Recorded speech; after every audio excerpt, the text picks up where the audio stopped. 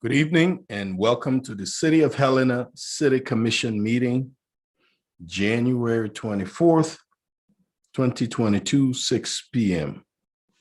This meeting is called to order.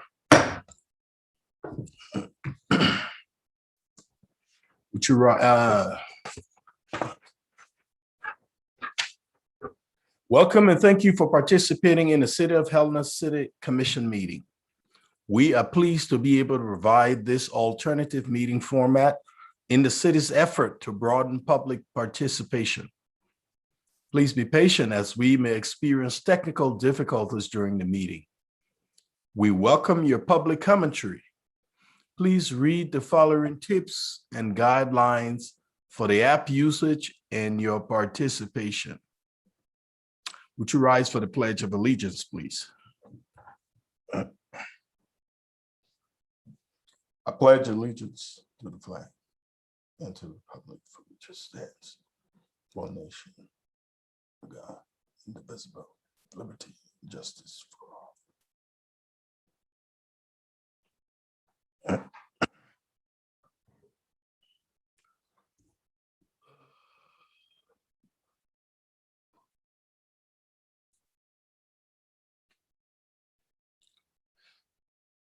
Madam Clerk, would you take the roll, please? City Attorney Joden. Here. City Manager Harlow Shulk. Here. Commissioner Dean. Here. Commissioner Fever.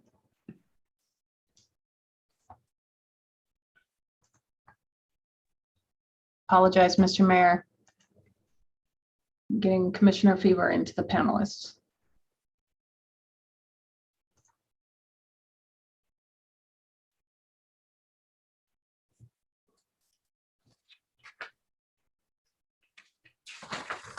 I am here. I am sorry. Thank you very much, Commissioner. Thank you. Commissioner Logan. Here. Commissioner Reed. Here. Mayor Collins. Here.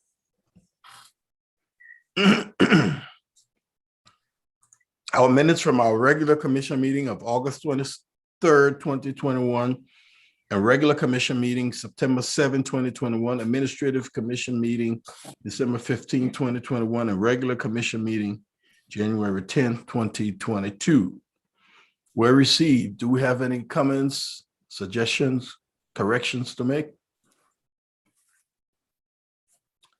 If not, it will be accepted. Proclamation, Madam Clerk. Mr. Mayor, Commissioners, with your permission, I will share a video with the group for a pre-recorded ceremony earlier today. Please.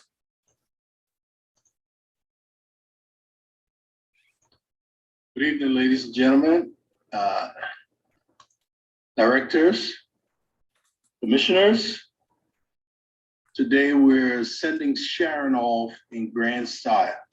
We can't see it, Madam Clerk. The city since 2004, and so on the 26th, it's going to be Sharon Hoggins Day. So we have this proclamation for Sharon on behalf of the city, and it reads, City of Helena Proclamation. Whereas, beginning her distinguished career with the City of Helena in 2004, Director Hoggins' legacy could be summarized in data and numbers, of which there are many to cite. Whereas 41 years of dedication working at the state, county, and municipal governments, Director Hoggins exemplifies what is meant to be a public servant. Whereas Director Hoggins allocated more than $5 million in housing and community development grants and leveraged $80 million, which resulted in over 600 housing units made available for the most vulnerable in the Helena community. While some may simply use affordable housing as platitudes, Director Hoggins actually helped to build them. Whereas while working for the city, Director Hoggins supported 9 different city managers and 18 different city commissioners, all with respectful professionalism. Whereas she worked alongside 4 city attorneys, 3 parks directors, 5 finance directors, 4 public works directors, 5 fire chiefs, and 3 police chiefs. And while they were all her colleagues, many she also counted amongst her friends. Whereas Director Hoggins sat patiently through 1,800 evening meetings, most with a sense of humor, some with a sense of smile, and at least one she would soon forget. Whereas countless are the numbers of volunteers and community partners for which Director Hoggins is responsible for building and maintaining productive relationships, resulting in a community-wide impact for those most in need. While most can be listed, some include RNDC, Westmont, Intermountain, YWCA, Habitat for Humanity, Helena Housing Authority, MBAC, BID, Center for Mental Health, and many more. Whereas 28 is the number of points which separated Sharon's beloved Bison and her adopted home state team in 2021 NCAA Division I championship game. And unknown are the numbers of gloating conversation since January 8th by Sharon herself. Whereas there are many members which illustrate the success of Director Hoggins' career, however, none so much as the innumerable times a single phrase was said in the hall of 316 North Park. I just love Sharon. Now, therefore, be it resolved that I, Will McCullers, Mayor of the City of Helena, Montana, declares Monday, January 26, 2022 as Director Sharon Hoggins Day. In gratitude of her dedicated decades of service to the community, this commission, and Helena residents, the impact of her service is far-reaching and tangible. Her legacy will live on nearly every city block. We thank her and wish her luck in whatever the future holds. In witness whereof, I have hereunto set my hand and caused the seal of the City of Helena, Montana, to be affixed this 26th day of January 2022. Will McCullers, Mayor, Clerk of the Commission, Danae Claiborne. Sure, thank you. Congratulations. Can I hug the mayor? Of course you may. No. And now one other thing. We have this flag we want to present to you on behalf of the City of Helena, presented to Community Development Director Sharon Hoggins in appreciation for your many years of loyal service to the City of Helena, 2004 to 2022.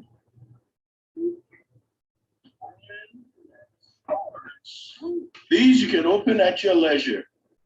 Oh. When you are most relaxed, you can open it, and I know when. So you have the floor if you want to say a few words. Oh, that's thank you, sir. Well, thank you, Mr. Mayor. I want to say this. It's been a wonderful ride. I came to Helena in '92, and when I came over the hill from the north, I knew I'd found my home. This city has never disappointed. When I first came to Helena, I had the privilege of working for the state of Montana in the Community Development Division, working on housing and housing-related activities. I got to see the start of such major projects such as Florence Scranton, the transitional area of God's Love, Queen City Estates, and many more projects. It was great to get to know all the great partners in the nonprofits of the city as well, and along with the staff. Then I got the privilege of working with Lewis and Clark County. And through the years, I got to work with some great folks from both the city and county in those endeavors, working on planning issues, community challenges, and solutions in both Helena, Lincoln, and Augusta, and places in between. I don't want to talk about all those places, but they were. The last stop on this journey has been the best. In my position as Community Development Director, I have been able to work with this community's nonprofit organizations, business groups, and others, and have seen them accomplish some great things. I have, in my own small way, helped build the city into the great place it is, and the safe place one can enjoy with your family. I found This city has so much potential now and in the future, and I am thankful to have had a little part in that. None of this would not have been possible without a lot of people. I first want to thank all the hardworking and dedicated staff with whom I've had the pleasure of sharing this journey. This not only includes our current employees, who I can't say enough good things about, but all those past employees who have shared their expertise and experience so freely with me. Want to thank each and every one of them from the bottom of my heart for everything they've done for me. I also want to thank the various city commissions, county commissions, all the various committees, boards, and other task force who have given their time and dedication for making Helena a better place to live. The city can't run without them, and I've learned so much from all of them. I also want to thank my family and friends who have provided support to me over the years, a shoulder to cry on or a beer to cry into when I needed it, and much love and laughter along the way. But most of all, I want to thank the public who has given me their trust, their confidence, their time, and their energy to help make the city better and to challenge me to do a better job.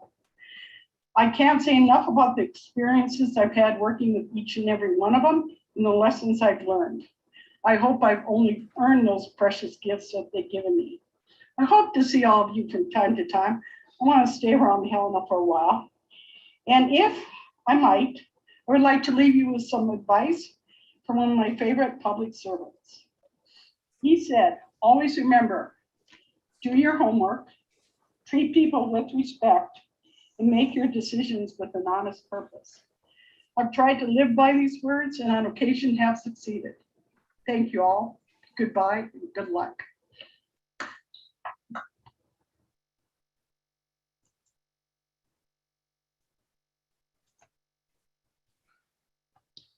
Mr. Mayor, Oh. Commissioners, if I may, one more time.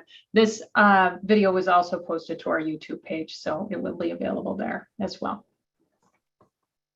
That was Sharon telling us goodbye and good luck. We want to also tell her in this public forum, again, Sharon, we appreciate all your hard work you've done for this city, this state, and this county. You will be missed. If there's any other commissioner who wants to express their gratitude, the floor is yours. Mr. Mayor, Commissioner Logan. thank you. Take a quick peek here. Yes, Sharon is on. So Sharon, just would like to say thank you very much.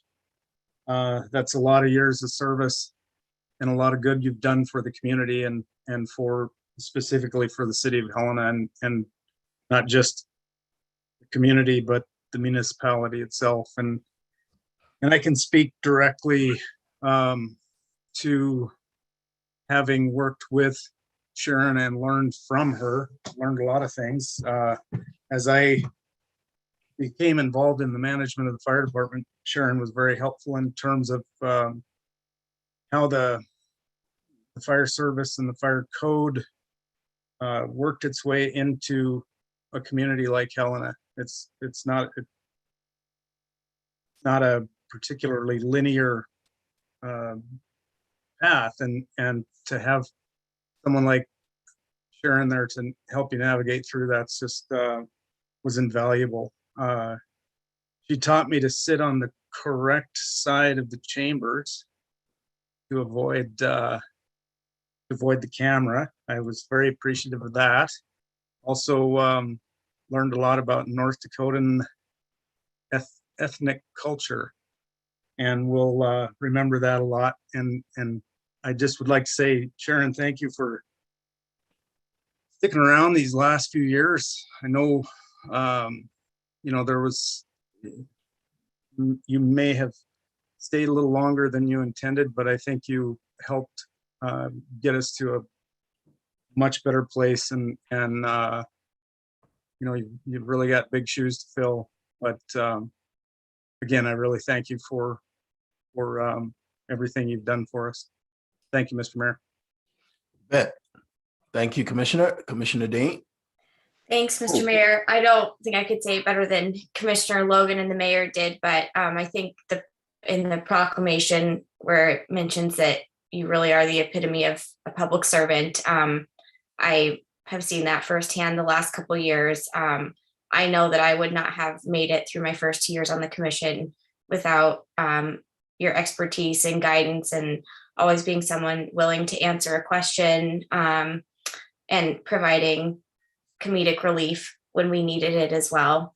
And so just immensely grateful for your service and selfishly all the support that you've provided in learning the ropes. But truly, Helena would not be where it is today without you and without the direction that you've provided over the last few decades. And I'm very excited for you to have some new adventures, and really hope that you'll stop by and say hello.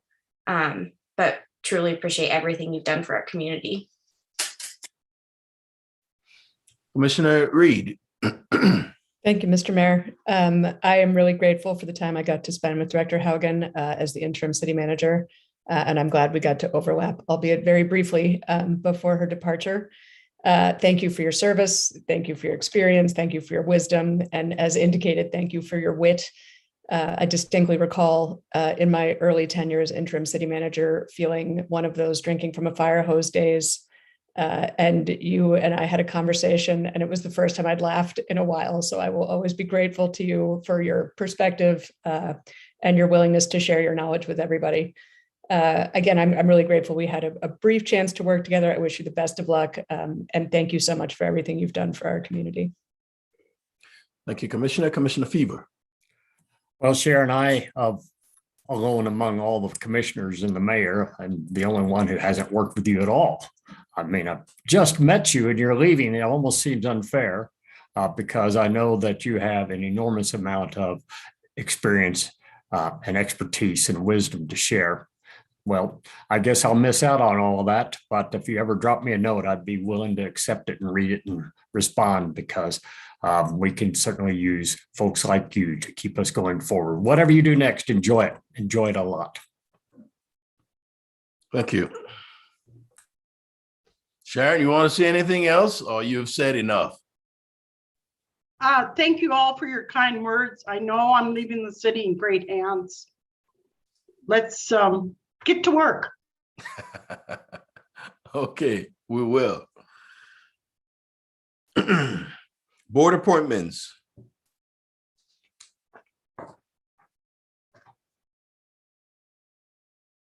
Airport Authority Commission.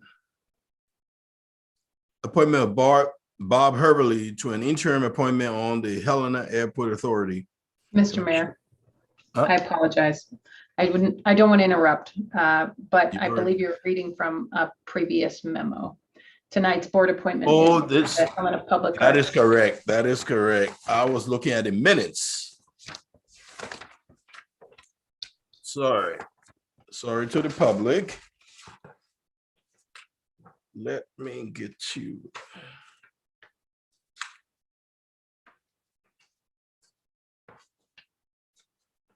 There we are.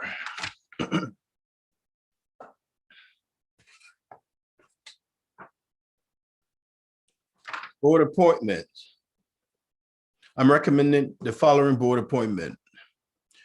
Helena Public Arts Committee. Reappointment of Jennings Strap to a first term on the Helena Public Arts Committee as a member at large. Term will begin upon appointment and expires on December 31st, 2024.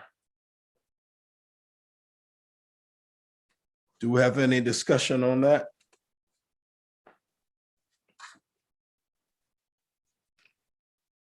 Happy to make a motion, Mr. Mayor. Please go ahead. All right, Mr. Mayor, I will move to reappoint Jenny Stapp to appoint Jenny Stapp to a first term on the Helena Public Arts Committee as a member at large. Term will begin upon appointment and expire on December 31st, 2024. Second. It's been moved and seconded. Do we have any discussion? Madam Clerk. Commissioner Dean, Aye. Commissioner Fever, Aye. Commissioner Logan, Aye. Commissioner Reed, Aye. Mayor Collins. Aye. The motion carries 5-0. Thank you. Consent agenda. Consider an amendment of right-of-way of contract between the City of Helena and Yellowstone Pipeline Company across Bill Roberts Golf Course. Manager Hollis Shaw and Parks Director Christy Pinoza. You have the floor. Thank you, Mayor. Good evening, Mayor and Commissioners. This item is an item on consent, and I recommend that you entertain a motion of consent to in the consideration of this amendment and adopt the amendment, which would result in a right-of-way contract between the City of Helena and the Yellowstone Pipeline Company to improve the right-of-way access across the Bill Roberts Golf Course. This access agreement has been in place for a number of years, since 1953, I believe, and as a motion of consent, full presentation is not required. If you have any questions, though, Director Pinozzo is available should you have them. Thank you, Mayor.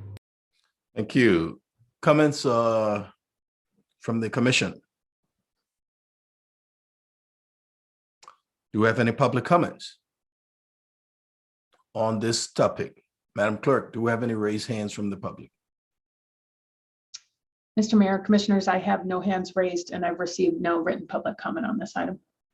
Madam Clerk, would you take the vote, please? Mr. Mayor, did we get a motion on that? Oh, Mr. Mayor, I'd be happy to make a motion. please go ahead.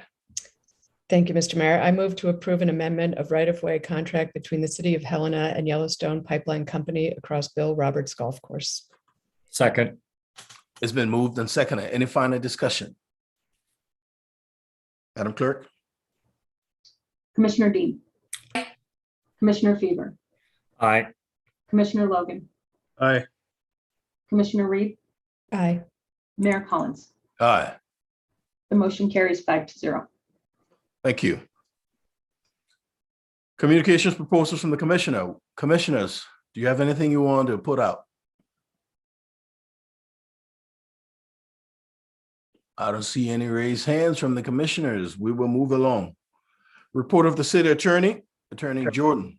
Mayor Collins, Commissioners, I don't have anything to report, but I would like to say thank you, Sharon, for your years of hard work. And I wanted to correct a misstatement that I made at the commission orientation when I stated that I had worked with Sharon half of my adult life. That was incorrect. I've worked with Sharon half of my life, almost all of my adult life. So thank you, Sharon, for your guidance, your tutoring, your mentoring, the many laughs, a few tears along the way, and hope we can still continue to see each other around, which I'm sure we will. Good luck. Thank you, Attorney Jordan. Report of the city manager, Manager Hollishaw. Good evening, Mayor. Quickly, also want to say thank you and congratulations, Sharon. I am very proud to have had time with Sharon this last year. Before I had even gotten to Helena, I asked around nationally with the Community Development Block Grant team on a national level, and Sharon has an excellent reputation and has always represented the City of Helena well. So in advance of even coming here, Sharon and her reputation was well known. And also very thankful for her sage advice and many thankful laughs I've also had with Sharon in spaces where they were really, really needed. So thank you, Sharon, for also being the person who would be willing to step into the space and calm a crowd when things could be a little bit not so calm. So thank you, Sharon, for everything you've done for this city and for the amount of experience that you're trying to offload, I know, in these last weeks to our team. I know we all appreciate the time you've spent, especially going into tonight's agenda. Quickly, just a couple of updates and then we'll let it go. I know that I first want to ask that City Attorney Jordan share with you all the revision to tonight's agenda, which was made Friday night. I will ask that he do that after I complete just a few quick updates. I think it'd be important to share to you why it looks different between the November meeting on the items on this agenda and tonight's meeting. Also, just want to remind everyone that, we're open from Monday through Saturday at the Bill Roberts Golf Course at Muni's from 11 a.m. to 8 p.m. We do have Todd Filterer is the new operations manager and head golf pro, as well. Kelsey Carter is our food and beverage manager. Please feel free to stop by. We also are having passes available for sale, as well. The opportunity exists to say thank you to our Nordic track team out doing cross country and utilizing this great golf course in a secondary means when the snow is on the ground. I also want to say thank you to the streets team, and also I understand, Mayor, in a conversation you and I had, that you'd be interested in saying thank you to them individually along with the commissioners, I'm sure, by bringing by a thank you to them. So we'll help make sure that happens for you. Thank you. You're welcome. The last week, oftentimes our police and firefighters are responding in supporting all of us in our most dire situations. Last week, there were several of our citizens who were administered Narcan in their crisis situations. And I really want to say thank you to all of our police and firefighters who helped support these citizens in this crisis moment. Oftentimes, those crisis moments are the moments when, in fact, things come to light. And one of those, for me in the last several months, was the realization of how important it is for us to really focus in on, for me and for the community. I think it reflects clearly the desire of you all as well, the safety of our roads and streets. And I will be doing my best in every public meeting to provide a fun fact for all of you about the importance of driver safety and mobility access for those who need access through our community. First, I want to say that whenever there is a school zone, 15 miles an hour, it's not 20, not 25, it's 15. Other fun facts, stop means stop, it's not yield. Law across the United States, we're not alone in seeing some really interesting driver behavior, and a law is being cited as being related to COVID. So as a reminder, it's not yield, it's stop. Also, please consider the pedestrian who always has the right of way, and a 2-ton car might have more impact than the pedestrian is maybe aware of. So always be slower in those areas where you know kiddos might be located. And last, in areas where we have mobility, really anybody who's mobility impaired could even be someone who has a broken leg. So please be considerate of your neighbors in your community and remove the snow in front of your homes so that we have access through for those who are mobility impaired. Thank you, Mayor, for that opportunity to provide an update. I have no further update. Thank you. Communications from Helena Citizens Council, HCC Representative Dylan Clapmire. You have the floor, Dylan. Thank you, Mayor Collins and Commissioners. This is Dylan Clapmire, the Helena Citizens Council Chairman. On behalf of the HCC, I want to welcome Commissioners Reed and Fever to the Commission. We look forward to working with both of you and having you attend some of our meetings this year.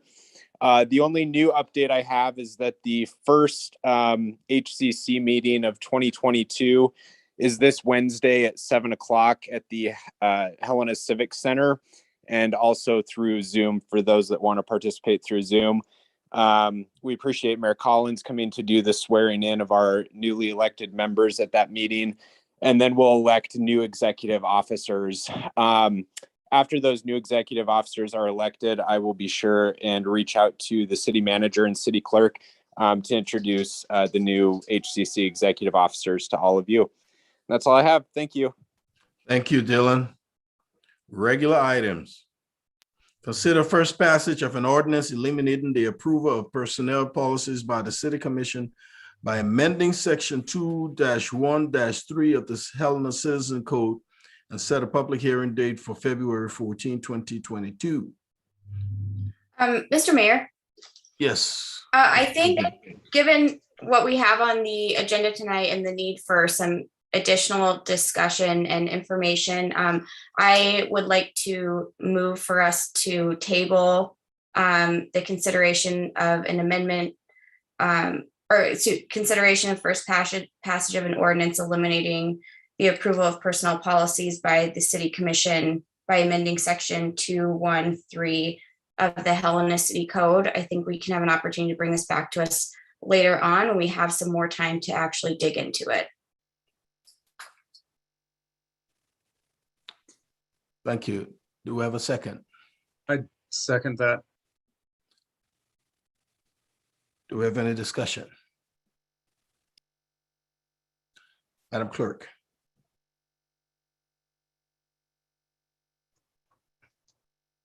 Excuse me, Commissioner Dean. Commissioner Fever, Yes. Commissioner Logan. Aye. Commissioner Reed, Aye. Mayor Collins. Aye. The motion to table carries 5-0. Thank you. Public hearings, 12A. Consider an ordinance pre-zoning property described as Track A on the certificate of survey identified as document number 3360858 and all of block 4, 5, 6, and 7 of the Highland Park subdivision, Lewis and Clark County, Montana, as R2 residential and R3 residential. Manager Hollow Shaw, Director Hagen, and Planner McConnell. You have the floor. Thank you, Mayor. Before we begin, we missed Thomas, City Attorney Joden, providing an overview as to why the change in the agenda.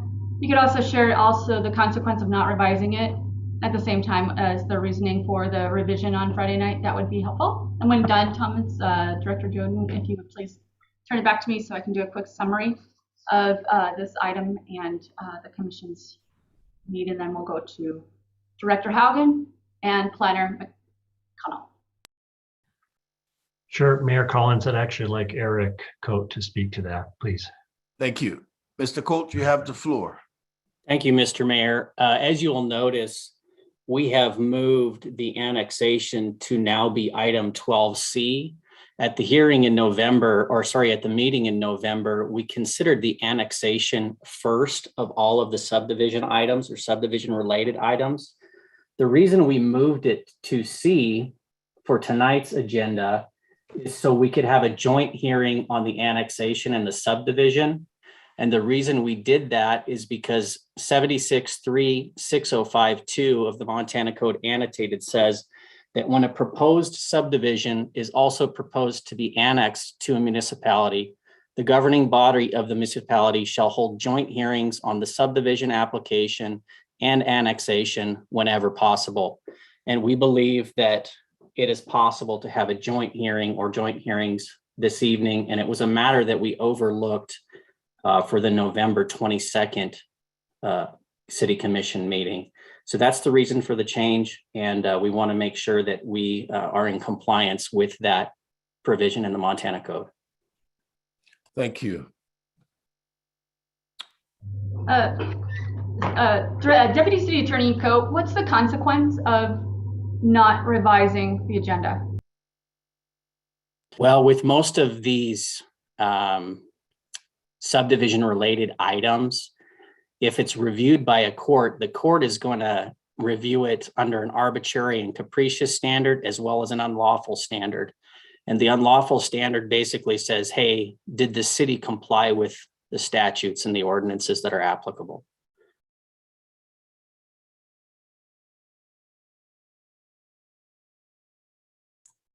Thank you. Go ahead, Commissioner Fever. Well, you can color me confused. I'm not sure how we can move on variances as requested without effectively saying we're going to decide on the annexation after the fact. And so we almost set ourselves up to have to annex, even if we decide those variances. I think that boxes the commission's decision-making into a corner. So that may be what the statutes require, but it does seem to compel annexation if we go with parts A and B right off the bat, and then we get to C. No, and I should have read, there was a change in that. And that's what Attorney Coates was making clear. Well, I think I got the change myself. And Okay, so if the item C if the third item down, the third motion to be made in this issue is annexation, but we've already worked on A and B, and we accept them or we reject them. I mean, it then gets to C, and I think that's a kind of a troubling, circumstance. It makes me scratch my head a bit. So maybe I'll just wait a minute here for somebody to explain that to me better. Madam Hollishock, you have the floor to continue. Thank you, Mayor. As I think what I heard was that Deputy Attorney Coate shared. The opportunity is far easier for the city to be held in an arbitrary and capricious situation in front of a judge as a result of the placement of annexation above public hearings and previously as it had been done in the November meeting. And as a result, they moved the items down into the public hearings to be in compliance first with, I understand, MCA, state MCA, and then additionally the city's ordinance. I want to remind everyone that the state of Montana sets the subdivision process. The city of Helena must respond to that process. So must being the key factor here. It's not a home rule state. We are in a shared state, shared rule state. That means the state of Montana sets the subdivision process, and they also set the MCA related to the annexation. So if Thomas, our city attorney at Joden, or deputy city attorney Coate want to add any further detail on whether or not A and B actually corner the city commission into annexation, that would be very helpful. Mayor Collins, Commissioner Fever, I don't believe that the consideration of A, the pre-zoning of the property, or B, the variance, lock the city into approving or denying annexation or subdivision. They're different criteria that you're looking at, and our code requires subdivision variances to be considered before the subdivision. And because annexation has to be considered with the subdivision, we moved annexation down to be concurrent with the subdivision and thus after the variances. So if we approve A and we approve B and deny C, that's perfectly okay. It is. It's so long as we follow the criteria with respect to subdivision review and the city's best interest in determining whether to annex or not. That's correct. And I don't want to be, too dense here, but we could deny A and B and approve C, and that would be okay too. So approve A and deny. No, C. approve A and B, and then we get to C and we decide not to annex, even though we've approved these. That's correct. All right, Mayor, Commissioner. Commissioner Reed. Thank you, Mr. Mayor. If I might just ask a question of the city attorney, is it possible to have a condition of the variance request be annexation and have that as a condition of the approval? Is that an option that we could consider? Mayor Collins, Commissioner Reed, I'm not sure that it's necessary. If the variance is approved, but the annexation and or subdivision is denied, the variance won't apply. Thank you. Manager Hollishock, are you? Thank you. Yes, just quickly, the subdivision, just as a reminder, going into this next piece, I'm going to turn it over to Sharon, our Director Haugen, and Planner 2, Michael McConnell. The subdivision process is a process that the city must respond to as set by the state of Montana. There are specific elements that must be completed, and those are commonly called the 608 criteria. Variances from those and requests within those have a particular and specific method, and you all are required to receive particular data sets and information from the city staff evaluating compliance with our set response to the state's requirements of subdivision. That is the reasoning that you will see the determinations and recommendations of the staff in alignment. We believe in those cases where the city is in compliance with either a variance or with the subdivision itself, also as well with an annex, the consideration of facts that are required are both analyzed and studied by our staff. The expectation of all of the team members that they bring before you is that they bring before you something that's been completely evaluated to ensure the reduce the risk of the city. Hence the movement of the agenda to reduce the risk onto the city. And the same here, most importantly, meeting the expectations of the law. So Sharon, it will, Director Haugen and Michael McConnell, our planner 2, will provide a presentation to you on items A and on item A, and it will be in specific areas. Those specific areas, again, will be in assurance of compliance with state law. Then, as I understand it, the applicant will have an opportunity to provide an update or provide a presentation and then comments and questions from the community. So just want to make sure that you have an opportunity to hear and know the process is outlined is one that we are not in control of. So Director Haugen, I'll turn it over to you.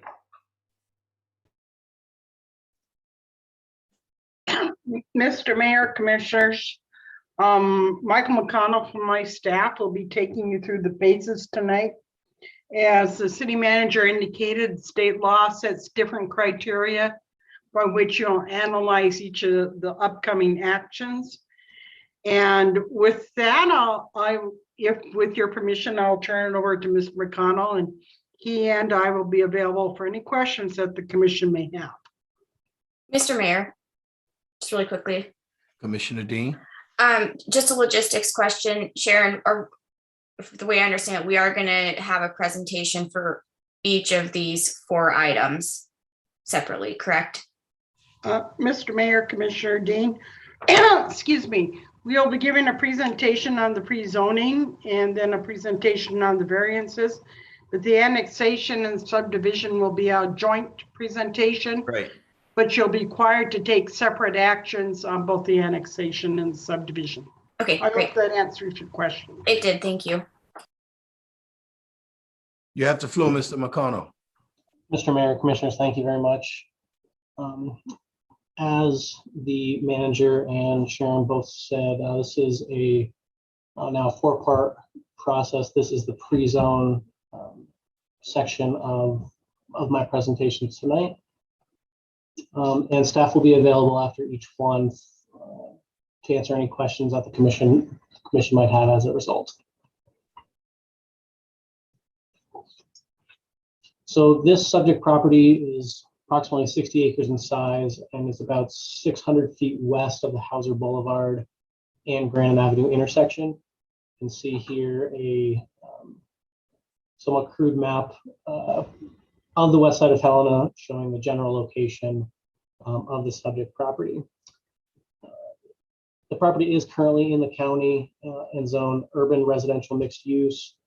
This is a zone district that does not have any use or dimensional standards associated with this time, although I believe they are forthcoming by the county. To the north is annexed. Would you speak up, please, Mr. McConnell? Apologies, Mr. Mayor. You bet. Thank you. To the north is annexed city land. It's a mix of R2 residential, R3 residential, and RO, which is a residential office or a multifamily zone. There is another zone district in the county that borders this property. It's a citizen-initiated zone district that is primarily residential zone district, allowing only single-family homes. There are accessory uses and both public and private institutional uses as well. This property is outside of the Fort Harrison zoning district, but within the 1 mile military affected area. The property is currently vacant with several social trails running through it. The zoning commission has heard this item at their October 5th meeting, and they did vote 3-0 to recommend denial of this zoning proposal to the city commission. The recommendation of staff at that meeting was to recommend approval, and this is reflected in the submitted staff report. So the applicant is proposing both R2 and R3 zoning districts. Both are primarily residential in nature, with R2 skewing towards a low to moderate density development pattern, and R3, which does allow both single family and duplex residential structures, as well as higher density multifamily, all of which by right. R3 does also allow some commercial uses, although typically they are going to require a conditional use permit. You can see from the map here, this is the zoning exhibit that was submitted with the application. You can see that the R2 areas are shown in yellow and comprise the vast majority of the property. The R3 areas are shown in orange, directly adjacent to Hauser Boulevard, at the end of Livesey Court, and also at the end of Flowery Court.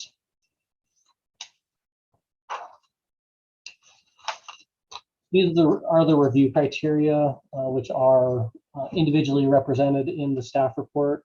I'm not going to read them individually, but it will be important to keep them in mind as we go through the presentation and any question and answer period that follows. In general, evaluation of these criteria attempt to ensure safe development systems that properly facilitate service provision and minimize incompatible land use patterns. This slide will also be available at the end of the presentation for your reference. So once annexed, the property will be subject to a variety of codes and plans that the city has adopted to ensure efficient provision of services and safe structures that are at the same time built to a high standard. The property will also receive all city services available to it, including water, wastewater, and solid waste services. So based on the zone districts proposed and the allowable uses within them, there is the potential for upwards of 2,800 new vehicle trips per day from this development. And this is based on common utilizations for property that are zoned R2 and R3 in the community. The Community Development Department uses a traffic generation model that presupposes a number of uses and densities on site. And these assumptions are based on examples throughout the community of properties that are zoned in a similar way. For R2, we assume that 25% of the land area will have duplex development, and 75% will have single family homes built on it. For the R3 zone properties, there's a bit wider range of uses allowed, so staff assumes that 30% of the property will be multifamily, 40% will be duplex development, and 30% will be utilized as single family homes. And these distributions account for the uses allowed in each zone district and common use patterns across the city.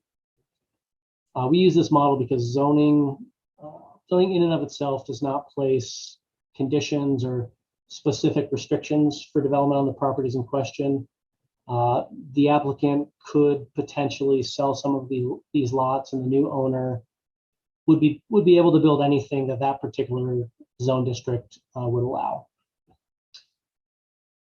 So non-motorized transport is also taken into account through these review criteria. The applicant is proposing a significant internal trail network connecting to sidewalks internal to the development and to external networks. As part of the annexation and preliminary plat, there will be a number of unimproved county roads that are being constructed to complete streets standards for the engineering standards. And this will greatly expand pedestrian connectivity in the area. But based on this evaluation, there will be a significant influx of new traffic to this neighborhood.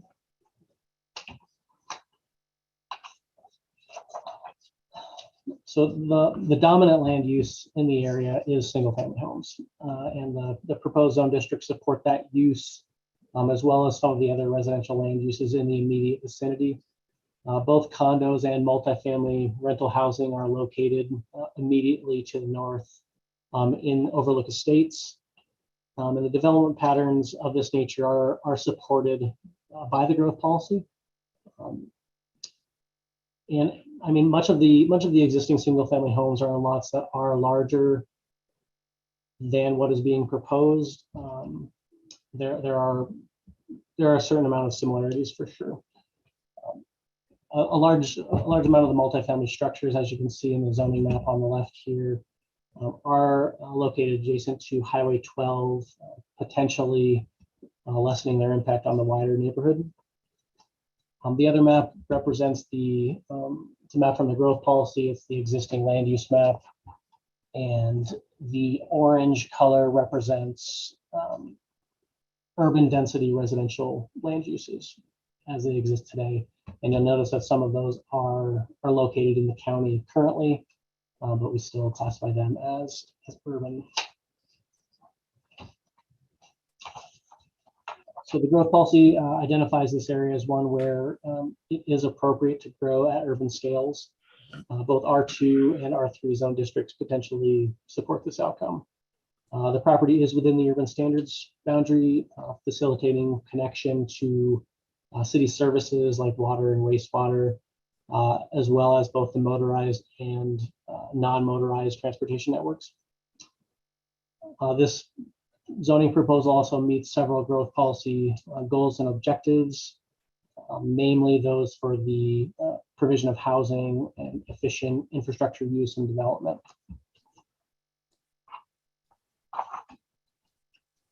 Like I said, this item did go to the zoning commission meeting on the 5th of October, where they did vote to recommend denial 3-0. The discussion as it relates to that meeting, they cited traffic as the major reason for their decision. They felt the high volume of new traffic generated was too much for the existing transportation network to handle. Important to note that as part of the annexation and subdivision processes, many of those roads will be upgraded to city standard. Further discussion by the zoning commission suggested that the overall number of lots was concerning. They discussed the current configuration of the zone districts and said that maybe having the R3 zone property directly adjacent to the existing homeowners was maybe not fair to those long-term residents. Lack of access to Highway 12 as it related to the overall traffic situation was also discussed as a reason for recommending denial. And each of the commissioners did reference their support for increasing densities in the city, but felt that this proposal was possibly a bit too dense for this location with its limited transportation options. There has been a significant amount of public comment.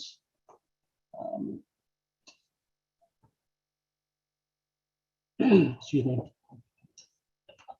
As of yesterday, there's been over 190 comments in opposition to this development, and these are the reasons they cited: density, traffic, pedestrian safety, and service capacity potentially.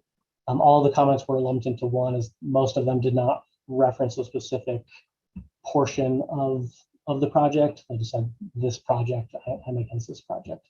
Lately, though, there's been a large influx of support for this, most often citing the provision of housing, job growths, and the applicant did submit a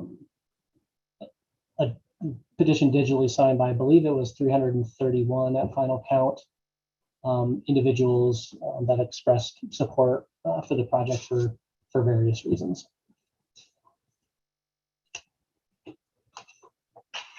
So these were the engagement methods that were used. We have the submitted materials posted on our website. We included all of the items in certified letters, posted signs on the property, and put an ad in the IR notifying the public of this meeting and encouraging them to attend.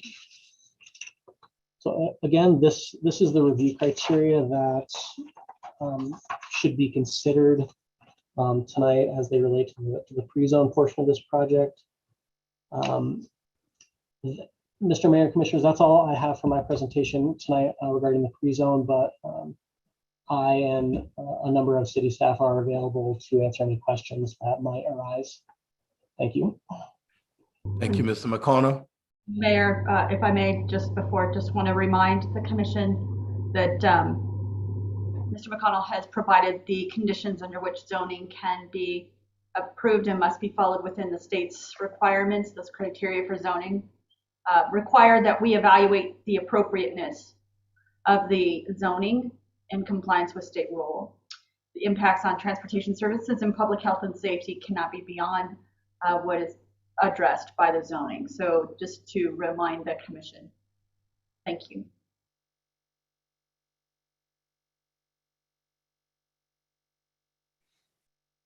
Thank you, Mr. McConnell.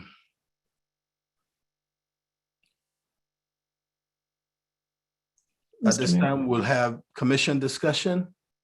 Commissioner Reed. Apologies, Mr. Mayor. I had a little hiccup in my connection. I was not sure if it was time to speak. Thank you. Mr. Mayor and Mr. McConnell, I think this question is for you. The zoning commission, are they bound by the same review criteria as the commission is? Mr. Mayor, Commissioner Reed. Yes, this is the same review criteria that was presented at that meeting. The staff report was written in response to that meeting, so that is what was presented. Yes. Mr. Mayor, if I might, just a follow-up question. Please go ahead. Thank you. I briefly noted the 3 to 4 criteria under which the zoning commission recommended denial, and I'm having a hard time matching them to the review criteria. Was that exercise undertaken? I think the traffic one, I think I can see. Some of the other ones, like the zoning and the density and proximity to other houses. Was there a correlation made between their recommendations and the review criteria? Sorry, Mr. Mayor, Commissioner Reed, a correlation made by the zoning commissioners? Yes.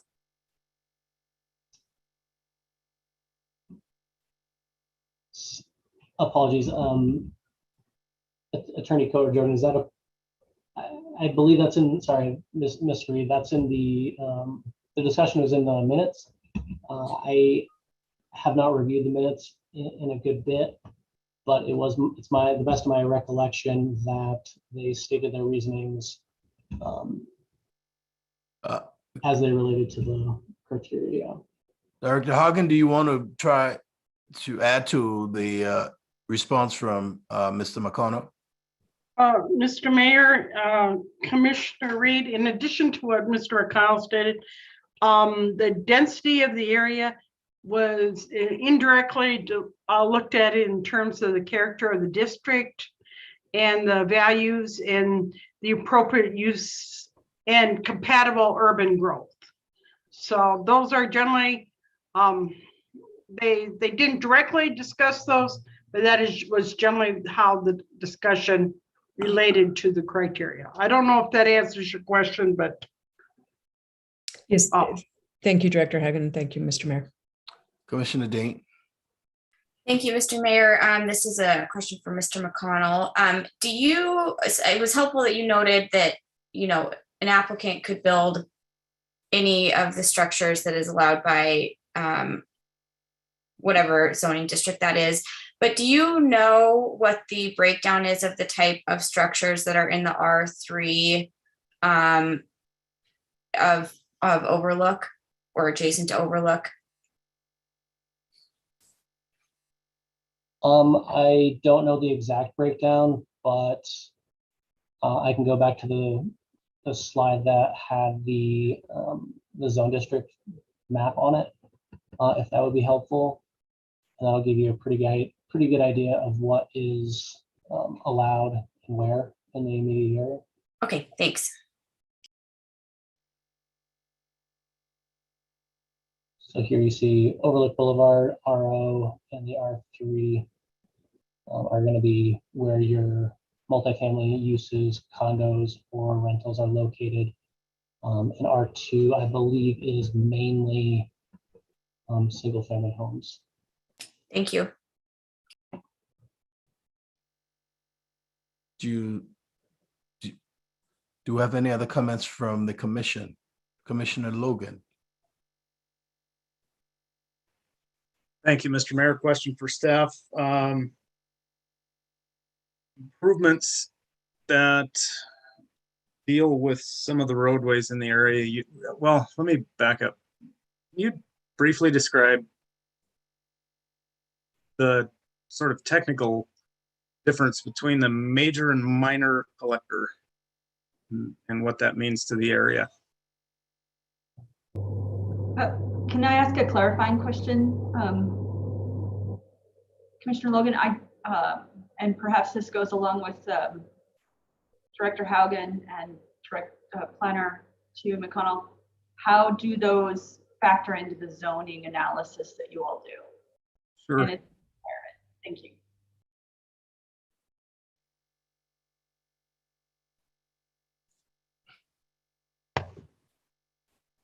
Commissioner Logan, did you ask your question? Well, let me try again. So perhaps just describe what it means to be a major collector and a minor collector. Those two terms were used in this presentation. So if you could help me out with that, sort of the technical difference between those two. I believe David Knopke is on as well, and he can really get down to the specifics. Sorry, Mr. Mayor, Commissioners, if David Knopke could answer that, that'd be great. I'm sorry, Mr. McConnell, is it possible to turn your volume up? You're very soft. I apologize, but if you can turn it up, we'll appreciate it. Yes, sir. Thank you. Mayor and Commissioners. Yes. The primary difference between a major and a minor collector is on a major collector, bike lanes are provided. Otherwise, the road widths and features are pretty much the same per the engineering standards. Another little piece of information, major and minor collectors. A minor collector typically carries 1,500 to 3,500 vehicle trips per day, and a major collector, as outlined in the standards, can carry upwards of 35 to 5,000 vehicles a day. Thank you. Thank you. Do we have any other comments from the commission?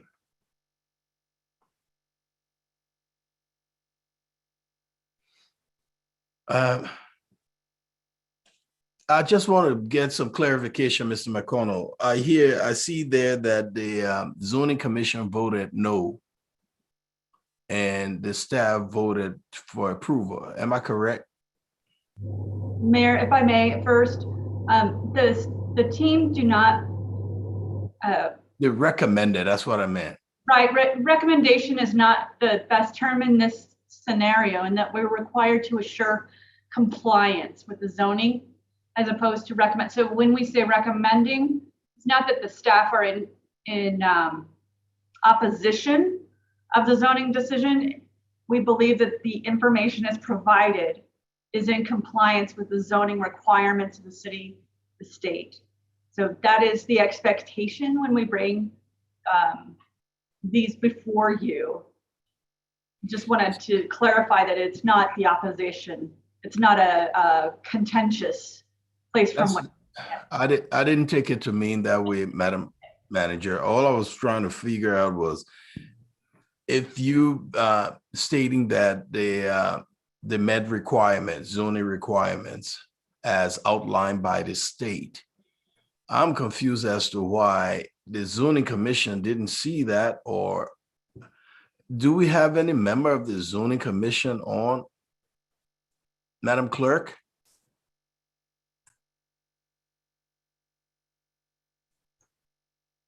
Mr. Mayor, Commissioners, I do not see any names in the attendees at this stage that would be representatives, Okay. zoning commission. Any other comments or questions from the commission? At this time, we're open for public comments. And clerk, do we have any raised hands for this topic? Go ahead, Ron and Sussex. Hello, Commissioners. Thank you very much, Mr. Mayor. I appreciate you giving us the opportunity to speak. So I'm going to go ahead and put on a brief presentation here a second, if you don't mind. Commissioners, because as I noticed, as you were all struggling with, there's so many parts to this, it's hard to review one portion without understanding some of these other questions like transportation, like some of the elements of the development. So I'm going to briefly go over some of those, but specific to the zoning, I'll get into these conversations, but let me just give you a really brief overview of the project. So this is Westside Woods. As Michael had already said, this is on the west side of Helena. It encompasses just under 60 acres. The reason that we acquired this property was specifically, it was outlined in the growth policy that this was land that was destined or identified for high to medium density. It was, and therefore that was part of the reason that we originally purchased this property or interested in it, is because it was specifically outlined in the growth policy. So let me go ahead and I'll show you a few things about. So the growth policy itself, as you notice, the portions that are in orange, those are the areas that were identified. The growth policy, city county growth policy, has identified very few locations in and around the Helena area that have identified for growth. And that again was the reason that we specifically approached this property. So in looking at, when looking at the question as far as the zoning, we have to look a little bit about annexing. Why would this become part of the city, or why would this stay in the county? So I'm just going to talk about that a little bit. So in the city, the reason we approached the city was, first of all, it has identified in the growth policy, but most specifically, it actually provides for a higher standard. It provides for complete streets, sidewalks, curb gutter, paved streets, stormwater, and wastewater conveyance. Those elements all lead, in my opinion, in our opinion, to a better product for our citizens of Helena. As well, there's obviously a tax benefit where these properties are part of the city of Helena. There's a pretty large benefit for those taxpayers that would be there. It also specifically aligns with the city's westward annexation. Cities spent a lot of time and effort, and I think some of you commissioners were part of this, in actually including a good chunk of the west side of Helena that was county, and that is now been included in the city of Helena.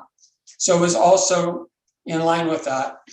Main cons of not bringing this to the city, it'd be further developing with wells and septics. We have this situation happening in the Helena Valley. Obviously, we've all been reading newspapers. There's a lot of conflict that's occurring there. In addition, excuse me, is your screen supposed to be moving forward, progressing? Oh, it's supposed to be. Is it not? Well, it's not. It's stuck on West Side Woods. Oh, shoot, just a second. Thank you, Mr. Mayor. Here, we're sharing the screen. Here, I think do I have to drag it over? No one can read all your email. There, drag this whole screen over here. I'm sorry, Mr. Mayor, just a second. You have to share the picture, you can see, so share it. Can you just drag it over here? Can I do it?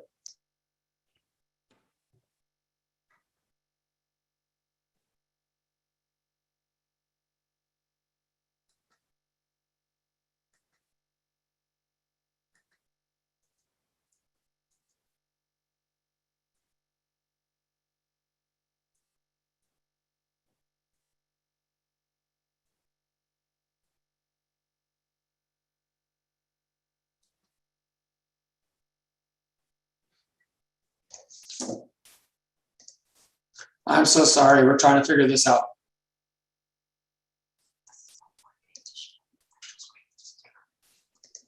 Jared, can I just drop it over there? Jared, let me drag it on the screen.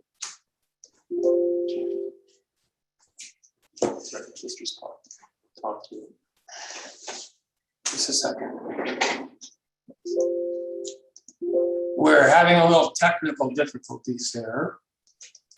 Here, Beck, can you try to figure that out while I talk about this? I'm sorry, Mr. Mayor.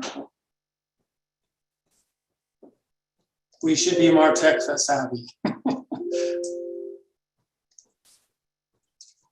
Let me exit out of this one.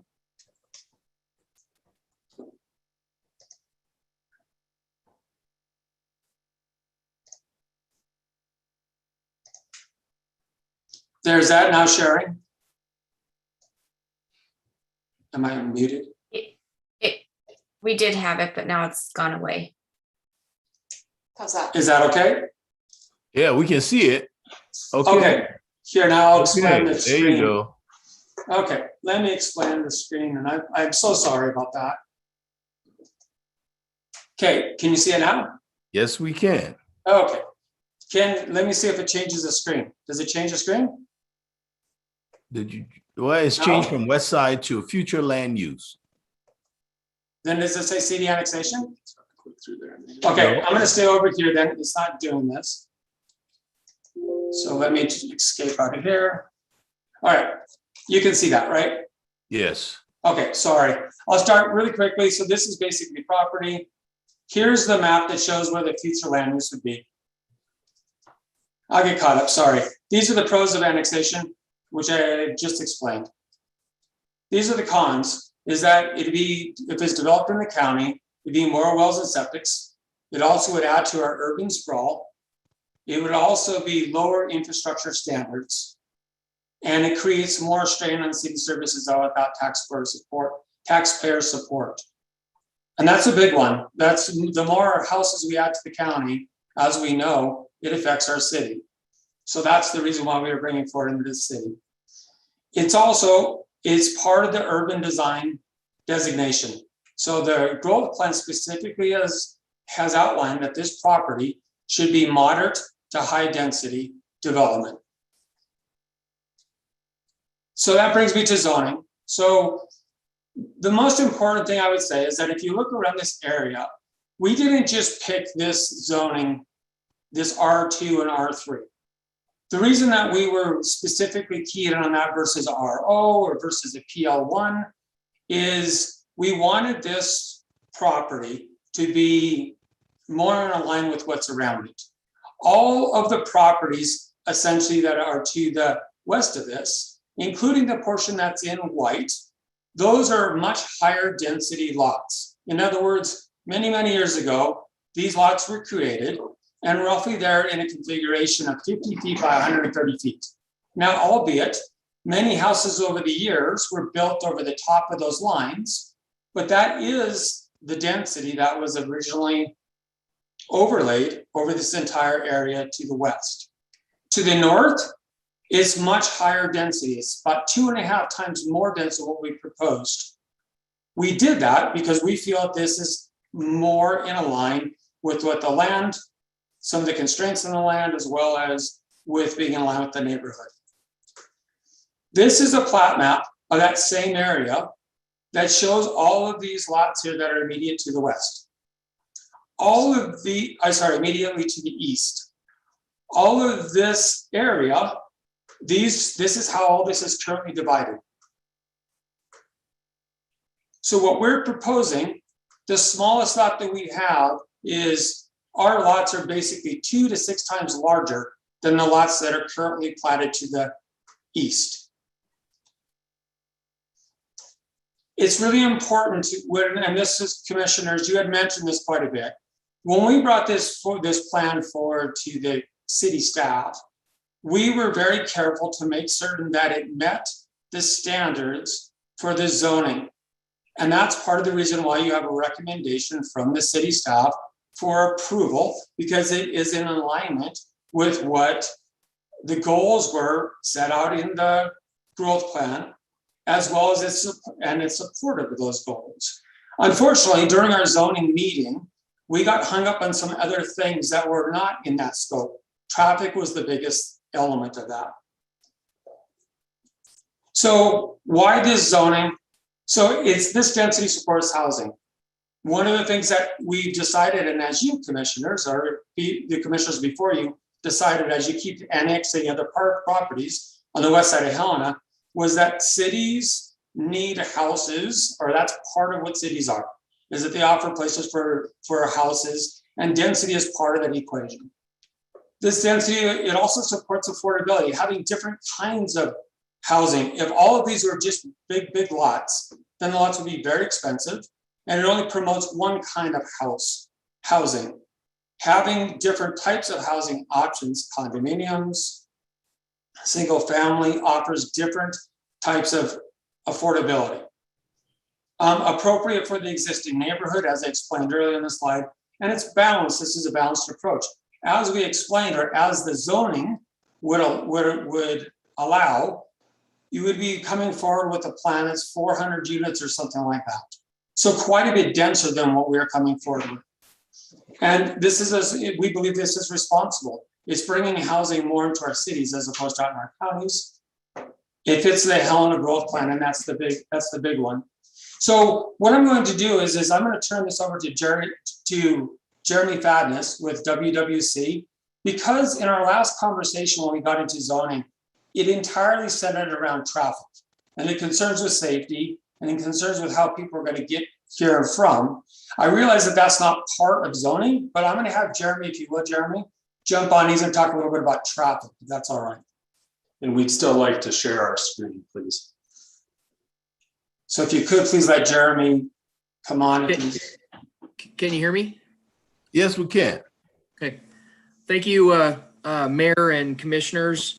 Appreciate your time tonight. Again, we really appreciate your time in reviewing all these matters. First off, I'd like to also congratulate Sharon on a wonderful career. I started as an engineer in Helena in 2005 with the Mountain View Meadows project, and I've been working with her on all sorts of stuff over the years, and she's done an excellent job for the city. And the next planning director has some big shoes to fill. So congratulations to her, and she will be missed.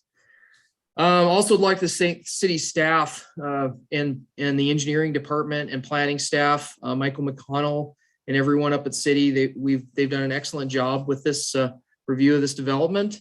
And then, so I guess the traffic, WWC Engineering and Bob Abelin prepared the traffic impact study for this development. Bob Abelin is also on the call tonight. And I guess one thing I'd like to do is turn it over to Bob Abelin just really quick so that he can kind of tell you give you a sense of who he is and what his qualifications are. And then I just want to hit a few quick points on traffic. And then we'll talk more about traffic when we go into obviously the subdivision and annexation stuff.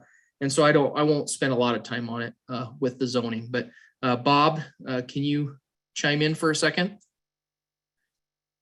Oh, yes, I'm here, Jeremy. Can you guys hear me? Yes, we can. All right. Thanks, Jeremy. And Mr. Mayor, Commissioners, my name is Bob Abelin. I'm the owner and operator of Abelin Traffic Services based here out of Helena. I've been doing traffic impact studies locally and around the state and kind of regionally for about 20 years now. So this is kind of my specialty is the transportation planning portion of civil engineering. I'm currently a registered professional engineer in the state of Montana and a professional transportation operations engineer. I had to look it up today because I was curious when Jeremy was asking, and I counted over 500 projects that I've done traffic impact studies, just like the one we are working on here over the last 20 years here in the area. Locally, I've worked on quite a few different projects. Some of the projects of note that I've worked with Jeremy and a variety of other engineers within the community.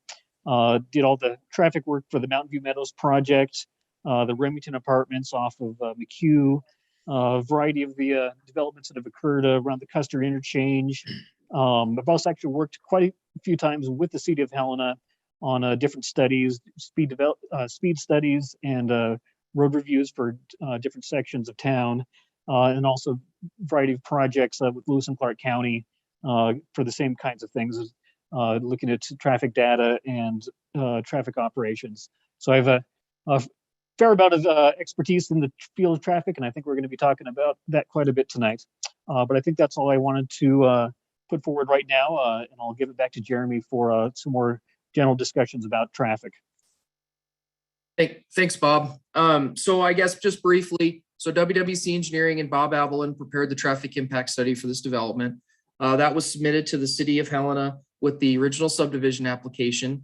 The city staff, including your transportation engineers, reviewed that traffic impact study.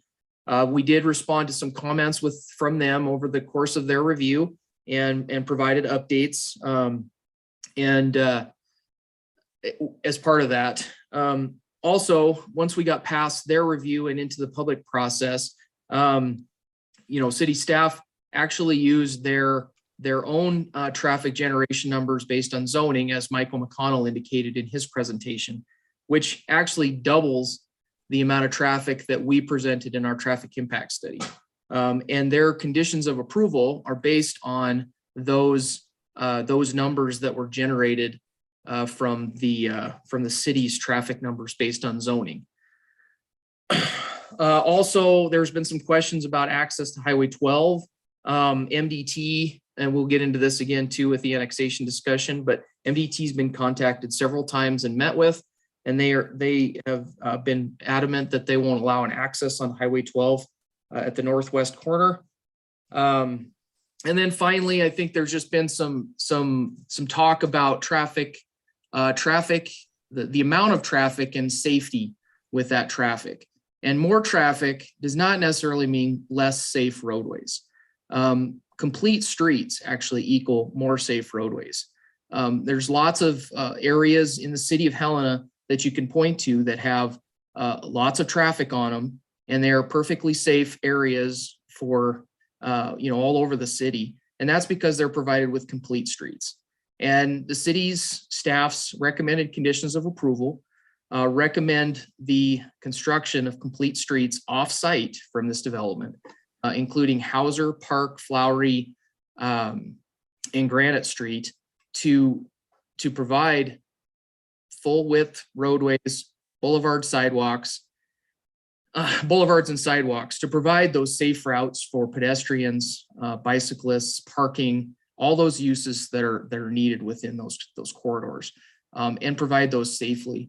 Further, conditions of approval at Kessler School, we are also going to be required to put in bulb outs to slow down traffic, flashing crosswalk signs at the Overlook Boulevard entrance onto Granite Street right across from the school, as well as light that intersection so that it's lit up at night, and a flashing speed limit sign as you're coming down Granite Avenue and you come into that school zone. There's going to be a flashing speed limit sign. So those are just some of the improvements that we'll get into more with the subdivision application and annexation review.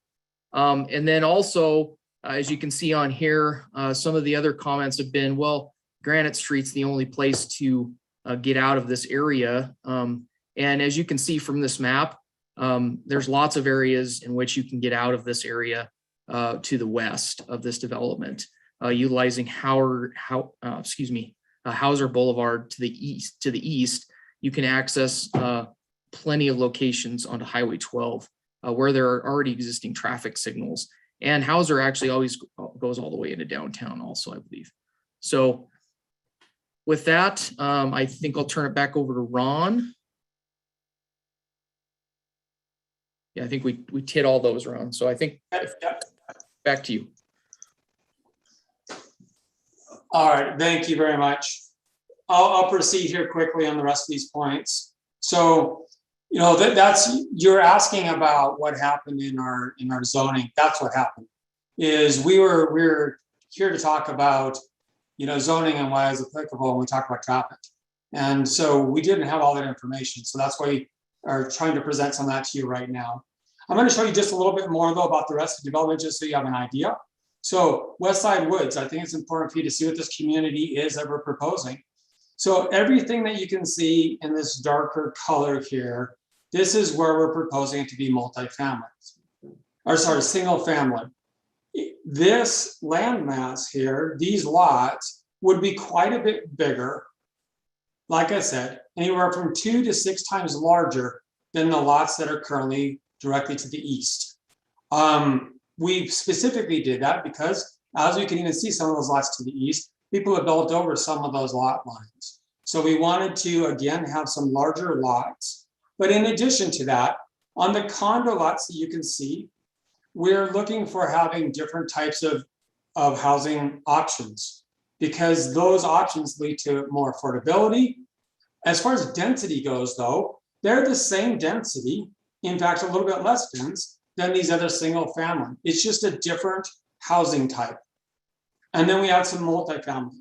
The other area that you can see around this perimeter is we've taken a quarter of the land mass, roughly, and have put it into open space. And in that open space gives us an opportunity to provide some trails, some other amenities that I'll talk about later on. But instead of, unlike a lot of other developed lots in the city of Helena, all of it's developed, not a quarter of it being set aside. So those are some of the amenities, and there's reasons why we did that. We really believe in the connectivity through our pedestrians, through the community, as well as into our very large park system. It's also worth noting the reason that all of the improvements on the offsite improvements, they're better than what we have today. We're adding sidewalks, which we currently don't have. So all those kids that walk on this side right now currently walk on the street. So it will improve the safety, which is a big component. You know, we believe that when we started putting this together, in this process, these are all the people that and groups and parties we've worked with in this process. There's a lot of moving pieces, and it's really easy anecdotally to say, hey, what if you do this or what if you do that?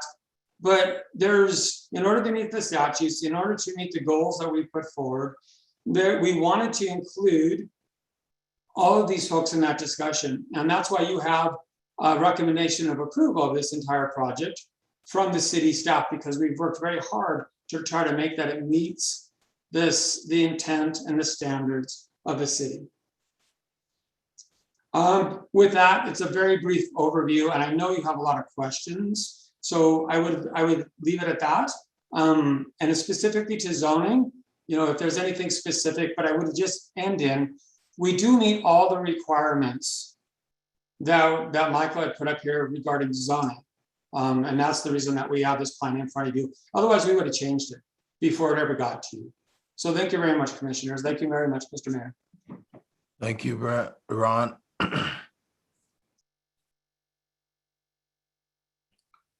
At this time, we will entertain public comments. Madam Clerk, would you check to see if we have any raised hands? And we'll be discussing this topic at this time. Thank you, Mr. Mayor. I do have several hands raised.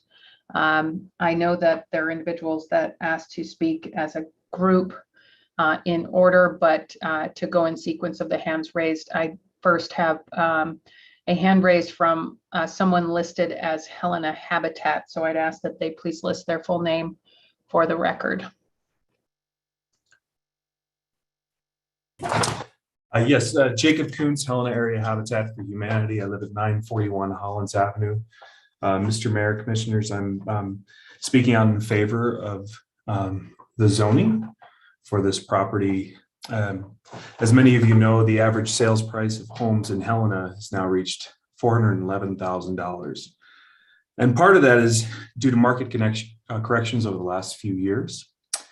In part, the stock of housing, number of homes that are available to purchase in Helena, in the Helena area, is incredibly low. And that's driving the purchase of homes across the spectrum, from the affordable units to the homes that are more market driven. So across the spectrum of housing, there is a need. It's not just in affordable housing. If folks can't find a home at those more market rates or the higher rates, they tend to buy what's available. We've also seen the need for more development, higher density development that doesn't impact the roads, that creates more access to the fire, that doesn't strain water systems and sink wells and put sewers in the ground and create larger parcels of land where they're not absolutely needed. And so, with Habitat, we're always in favor of density and development that is prudent, that considers all of these elements, recognizing that, the commission here has to balance the needs of the community, the needs of growth in the community, and that can be a hard balance. We see development coming to Helena that seeks to look at prudent development, creating density, creating multifamily housing, different types of housing options as a good thing. Encourage the commission to try to find a way to yes on developments like these that bring density and infrastructure to the city and more housing options. Thank you. Thank you. And just a reminder for public comments, we will, allocate 2 minutes for your public comments. Do we have the next one, Madam Clerk? Mr. Mayor, next I have David K. Wilson. You have the floor, Debbie. Thank you, Mr. Mayor. Can you hear me? Oh, David. Yes, we can hear you. Thank you. This is Kim Wilson. I'm a lawyer with Morrison Sherwood Wilson Viola, representing Save Helena West Side. I'd like to make a few introductory comments and then move on to the pre-zoning. We've submitted several letters, including one today for your review. In particular, for the new commissioner's review, we resubmitted our original comments today. All these issues overlap, and Save Helena West Side opposes all 4 motions before you tonight. Today, you will hear from several members of Save Helena's West Side. They raise a number of substantial concerns with the project as proposed. You'll also hear from our traffic engineer, Joey Stasek, detailing a number of shortcomings with the TIS and traffic issues. Addressing annexation, but actually applicable to all your decisions tonight, the Helena Growth Policy cautions to avoid annexation of undeveloped land until all public facilities are adequate to serve the new development. That goal of the growth policy aptly sets the tone for what you'll be hearing a lot of tonight. It's also the reason why Commissioners Logan and O'Loughlin articulated for tabling this proposal back in November. Turning to the zoning, by way of background, 76-2304, under that statute, zoning must be made in accordance with the growth policy. It must be designed to secure safety from fire and other dangers, and it also has to facilitate adequate provision of transportation. Addressing these comments, zoning does not implicate addressing the comments that zoning doesn't implicate the traffic issues, we disagree and would point you to that statute. This proposal does not meet those basic requirements, as you'll be hearing in parts through all the hearings tonight. The Zoning Commission voted unanimously to recommend denial of the application. In response to Commissioner Reed's question earlier, I do believe that the Zoning Commission's denial is tied to public health, safety, welfare, and adequate provision of transportation as required in 76-2304. Finally, I would point out that the proposal to include part of this in R3, the R3 areas on the north end create some safety issues, but it's also not consistent with the immediately surrounding area to the north. When Overlook went in, the City Commission required Knight Street to be zoned R2 to allow a buffer between the high density zoning and the existing buffer. The Zoning Commission recognized this and cited it for one of their reasons for recommending denial of the proposal. Moreover, as our traffic expert has indicated, there are major concerns with traffic and the inadequacy of the original TIS. City staff earlier tonight just acknowledged that there's going to be a significant increase in traffic, and we question whether, given these transportation issues, this proposal adequately secures safety from fire. I would finally point out 2 of the 3 highest density parts of the subdivision are at the end of cul-de-sacs. So we urge the commission to adopt the zoning board's recommendation, deny the zoning district application. And as I said, several other members of Save Helena West Side will be speaking as well. Thank you. Thank you, Mr. Wilson. Madam Clerk? Next, Mr. Mayor, I have Sarah Perry. You have the floor, Sarah. Mr. Mayor, Commissioners, I would ask the Madam Clerk if I could have access to share my screen as we discussed previously. Ms. Perry, I will have to promote you to a panelist in order to do that, so you just wait a moment.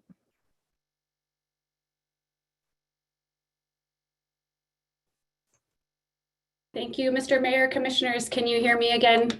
Yes, we can. Okay, I am back as a panelist now to be able to share my screen, but just as a little background first, my name is Sarah Perry. I live at 2636 Woodward Avenue. I was asked by our neighborhood to serve as the president of a group called Save Helena West Side that is a nonprofit representing community members both within our neighborhood and also Kessler families and the wider community in general. And though we were formed out of concerns for safety regarding this particular subdivision proposal. So I'm going to share my screen here. Leading up to today, just to remind everyone, on November 22nd, 2021, this proposal was first heard by the commission and a 60-day extension was granted. At the request of the developer, who said he would, in his own words, create solutions that make sense to the concerns that were raised in that meeting. And now here we are several months later, 2 months later, and little progress has been made. The proposal is almost exactly the same with just a few additional conditions from the city staff and no changes from the developer's team. While the conditions do show an appreciated improvement with more sidewalks and complete streets, moving away from the school, the root of our concerns are safety by Kessler pickup and drop off and safety related to evacuation in the case of an emergency. And those conditions or those concerns have just not been resolved. Let's see. I wanted to remind you of the petition that was signed. In Mr. McConnell's presentation, he did a great job of referencing the developer's petition signed by, I think it was 300, around 300 community members. But what he failed to mention, or notably failed to mention, was that we also submitted a petition that was signed by over 300 members back in November and another nearly 300 additional signatures before this meeting. So 592 community members. Who were those? Those were members of our neighborhood, Kessler families, and dozens of local medical professionals specializing in emergency care, trauma, and ambulatory services. As our attorney just pointed out, Montana code says that zoning regulations must be designed to secure safety from fire, promote public health, public safety, the general welfare, and facilitate the adequate provision of transportation.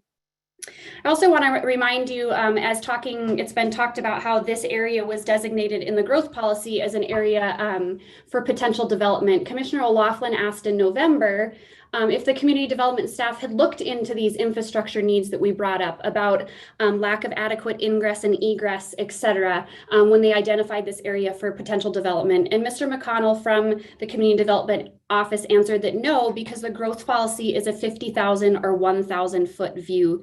So please keep that in mind as you're being told that this area was tapped for potential development or as being a good location for potential development. So many of the concerns we're talking about were never even discussed or considered when that designation was made.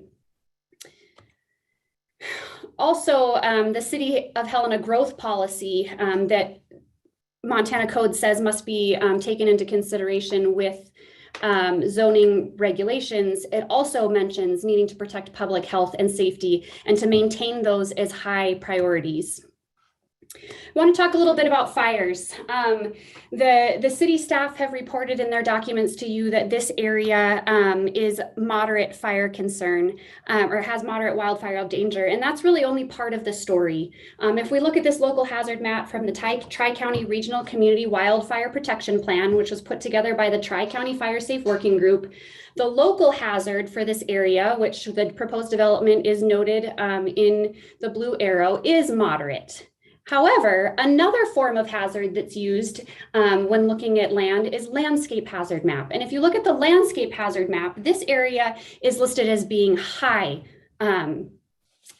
risk of fire. So why the discrepancy? Why the difference? Well, the local hazard map, I called Jessica Haas with the U.S. Forest Service, who did the modeling for these maps. And I spoke extensively with her about the models and asked her to help me understand this discrepancy. She described the local hazard map, which was the one that showed at moderate risk, to be what measures backyard fire hazard. So something starting very close to the neighborhood, and it only models the risk for about 7 or 8 hours of time. The landscape hazard map, which I just showed, has us listed as being high danger.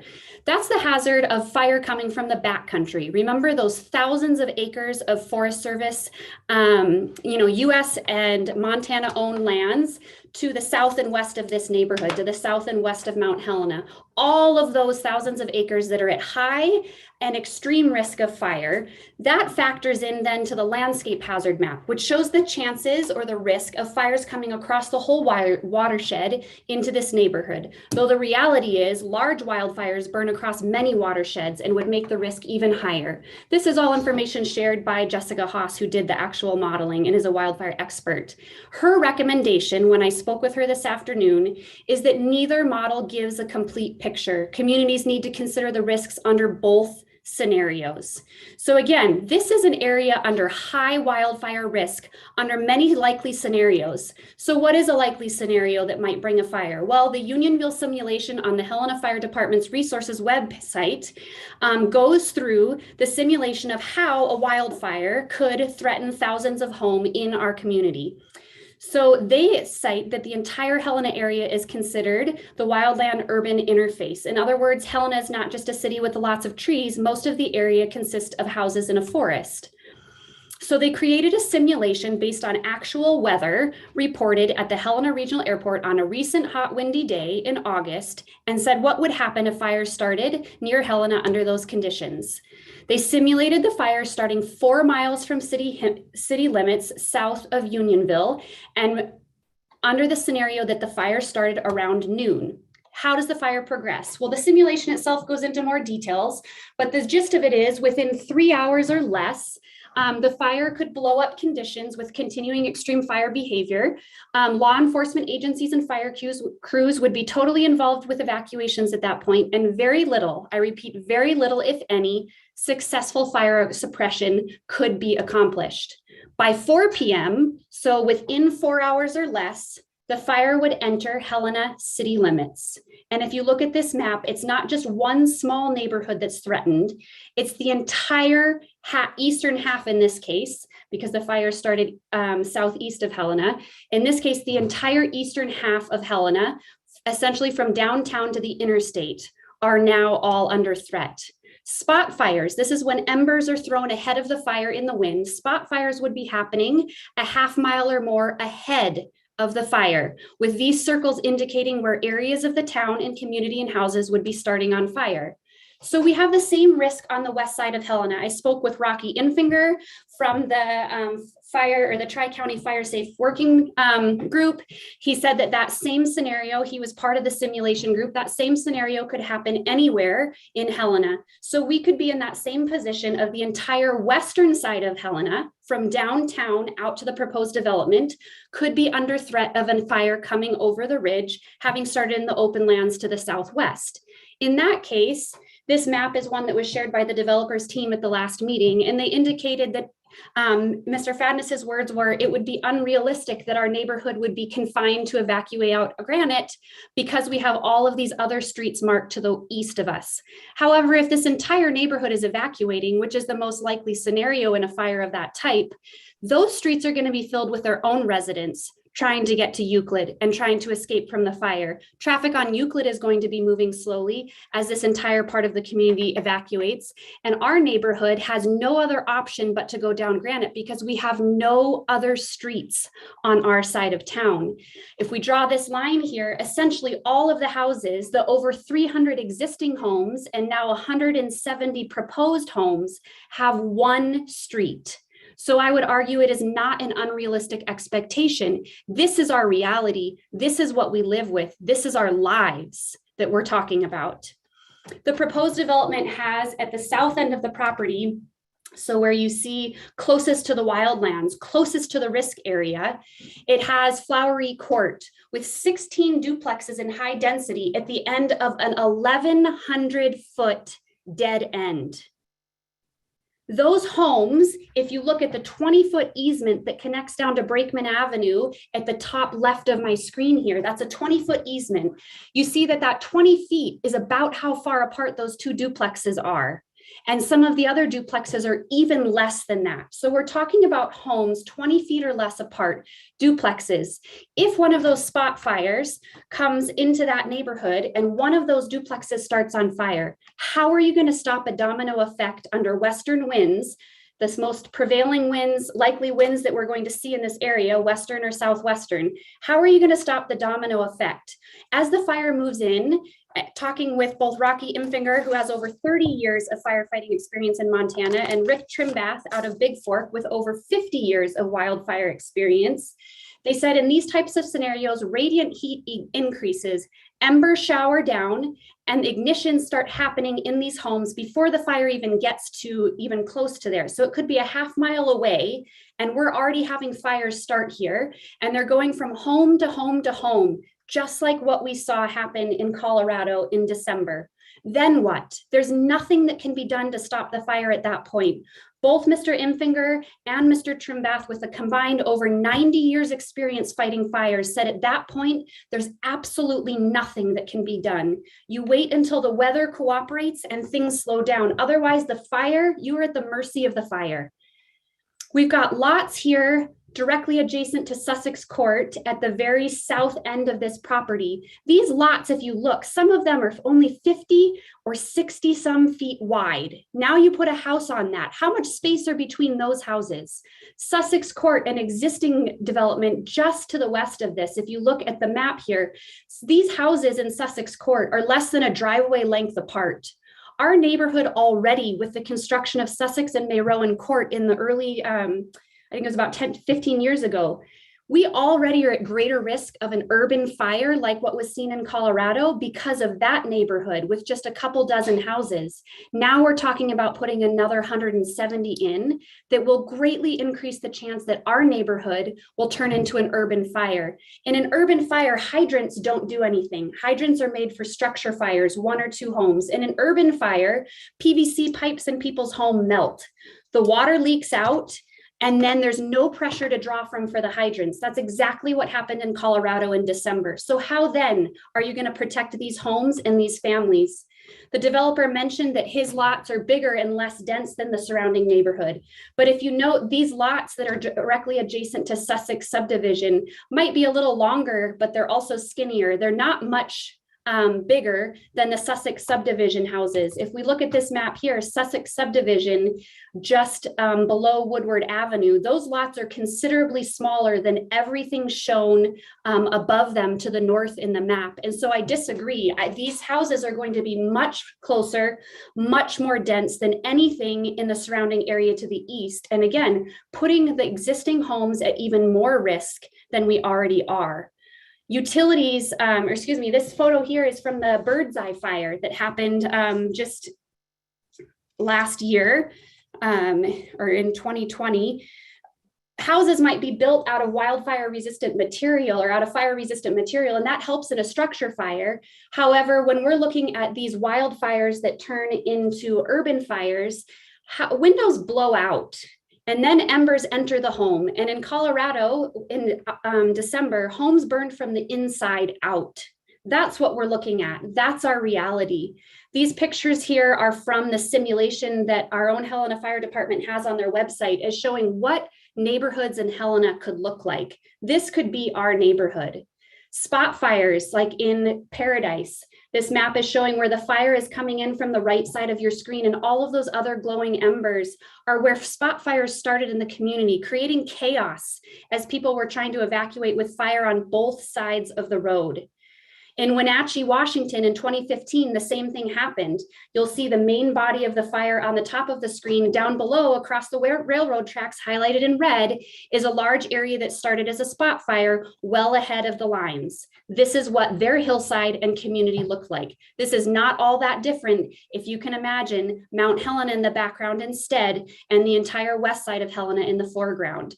Whether it's this particular subdivision proposal or really any proposal that comes before you in the coming years, you need to be keeping in mind these wildfire dangers. We're in a drought. They're increasing in intensity and frequency. This is what our community members are potentially going to be facing.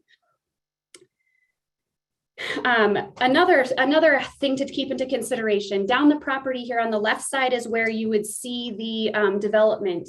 But in red, what I have highlighted here is a drainage, a low point. If you've ever walked on the LeGrand Canyon Trail, you've walked across the footbridge. That drainage that goes under the footbridge extends all the way through the existing neighborhood and into the proposed subdivision. In these fires, you get downdrafts where wind will rush down these low points and the fire will funnel down it and could potentially cut off. If we go down here, this is the same thing, but on the map with the developer's proposed subdivision, you could be cutting off all of those homes to the left of that red line. And there would be absolutely no way to escape in that case. You can't outrun a fire that's moving at that speed. You would literally be trapping hundreds of people in their homes. Recently, when was it? January 5th, KTVH had a program or a piece on how Lewis and Clark County authorities said planning is crucial after the recent devastating fires in Colorado. Rocky Imfinger said that they showed just how dangerous it can be when fire conditions are at their worst, and that fires can spread to places you might not expect to be at risk. His exact words were, quote, "It's not that it can't happen here, it's basically when it's going to happen here," end quote. That is our own local tri-county fire experts' words about our community. So again, I would remind you here, Montana code says that you must consider all relevant evidence relating to public health, safety, and welfare when making a determination about zoning and the subdivision. These zoning commission or these zoning criteria say that they need to secure safety from fire and other dangers in addition to promoting public health and public safety. Nearly 600 people who signed the petition that we submitted are asking that you please put public safety first as you consider the evidence this evening. Our very lives and the lives of our loved ones may someday depend on it. We ask that you deny the proposed zoning as it does not address these conditions, and the developer did not make any changes to address them since the previous meeting. Thank you. Thank you.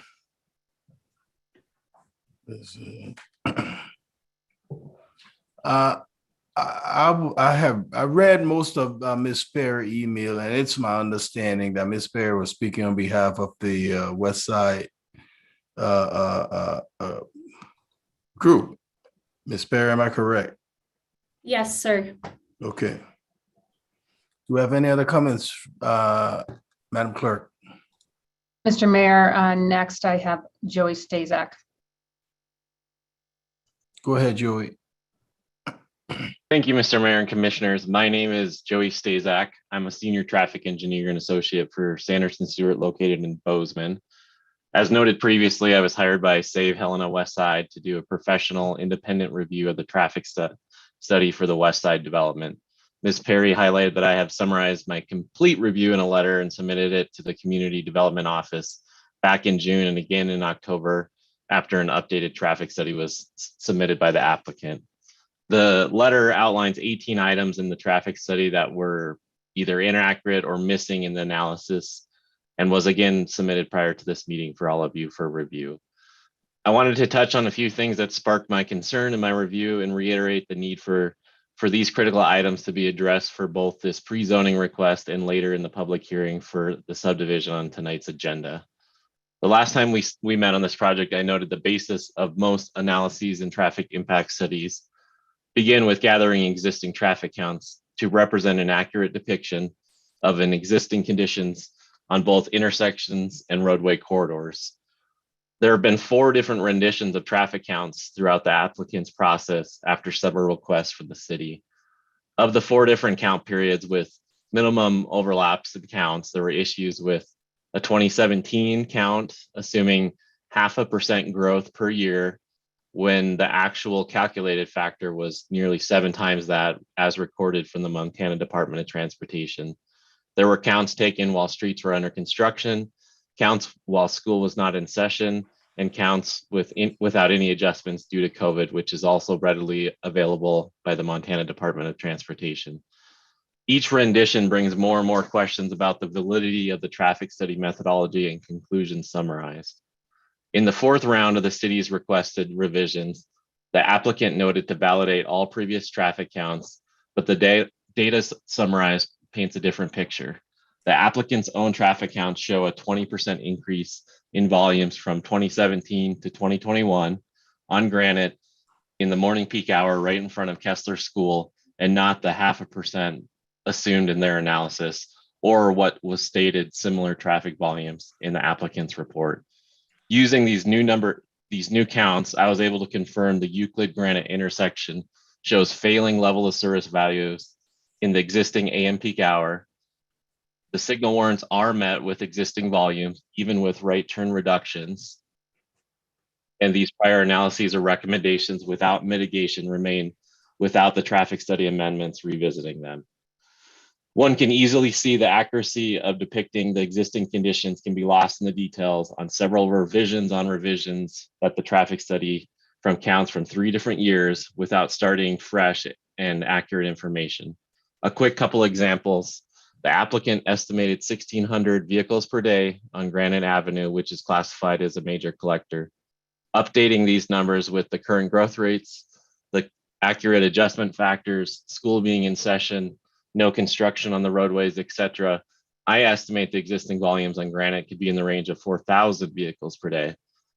Adding in the 1,300 daily west side trips coming from their traffic study, that puts the future volume on Granite Road above the 5,000 vehicle per day maximum threshold, which is noted in the current City of Helena engineering and design standards for a safe and operational roadway.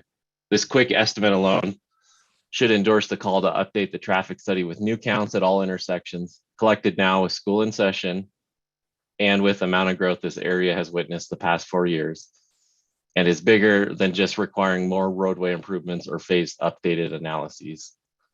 Reviewing the site phasing, the specific roadway connections and travel distances to their final destinations, I would estimate nearly 95% of phase 1 and phase 2 site trips and half of phase 3 would likely access Knight Street. This could put nearly 850 additional vehicle trips, which is about 60% of the total site, on Knight Street, which is a local street and was not designed or planned to operate as a collector to hundreds of homes. A final note to put this all into perspective is this is happening all in front of the doorsteps of Kessler School that has already had noted safety problems with pedestrian vehicle conflicts, limited pickup drop-off areas, and pedestrian facilities to the adjacent neighborhoods. The applicant's traffic study and subsequent revisions to the traffic study did not address any crash summaries or safety analysis of the school impacts for either existing or future scenarios. In the 4th round of traffic study edits, the applicant's data showed vehicle speeds were collected in excess of 35 miles per hour along Granite during the specific morning school hours where the speed limit should be 15 miles per hour in their speed zone. So again, the purpose of a traffic study is to provide valuable information to city staff, advisory boards, and to all of you on the commission to help you make an informed decision on the community development, again, based on the health, safety, and welfare of the public user. There's a reason it is required early in the design process, as it helps govern zoning, annexation, roadway connectivity and improvements, etc. The city's own traffic engineer, Mr. Young, and the city's transportation systems director, Mr. Kanoki, have both noted concerns with the applicant's traffic analysis and roadway volumes. In my professional capacity, I do not believe the information provided to you from the applicant and the multiple revisions offers the value to make an informed decision and should be revisited before any phase of the development is constructed or approved for pre-zoning. Thank you. Thank you. Just a reminder, if you're speaking for or against whatever it is, you'll be allotted no more than 2 minutes to say what you have to say, because we still have an agenda to complete, and we have to move along with it. Madam Clerk, do we have others? Mr. Mayor, next, excuse me, I have Derek Halen. I apologize if I mispronounced that. You have the floor, Derek. Hello, Mr. Mayor and Commissioners. I'm going to keep my comment to 2 minutes or less. Hello, my name is Derek Hedlund. I was born and raised in Helena, Montana. I'm the owner and president of an electrical contracting company, Green Source Electric in Helena. I'm a strong proponent for the West Side Woods subdivision. It's not an understatement to say there's a housing crisis happening across our state and country. Many of the people affected by this crisis are the most vulnerable among us: seniors, the disabled, low-income families with children, and veterans. But increasingly, middle-income families are feeling squeezed. Studies from HUD and other sources indicate that more and more families are struggling to pay their mortgage or rent payments. Costs for housing, transportation, medicine, and education keep increasing. This is a time when housing should be a front burner issue. We seem to be falling farther behind. This is not a reality that any of us should be comfortable with. In fact, it should force us to ask tough questions about our values and priorities for the Helena area. There are numerous factors that contribute to this crisis: aging housing stock, rising rents, low vacancy rates, ridiculous local zoning requirements, high unemployment in areas of poverty. The list goes on and on. We know the crisis spans across Montana and the United States. Both urban and rural areas are suffering from lack of affordable housing. Meanwhile, producing and preserving these homes has become nearly impossible with the costs. Without a major influx of new affordable housing, we won't begin to make a dent in our state affordable housing crisis. Of course, addressing this challenge isn't just about production of new homes, but also preserving our existing stock that would otherwise fall into disrepair and no longer remain affordable. Again, I am a strong proponent for the West Side Woods subdivisions. I ask that you please vote yes. Thank you, Derek. Thank you. Madam Clerk, we will entertain one other commenter, and then the commission will take a 10 minutes break. Sure, Mr. Mayor. Prior to a short recess, then I have a name titled as the Plate family, excuse me. I would ask that whoever is speaking to state their name for the record. The Plate family, you have the floor. Okay, can you hear me? Yes, we can. All right. My name is Adam Plate. I'm a resident at 2580 Woodward Avenue.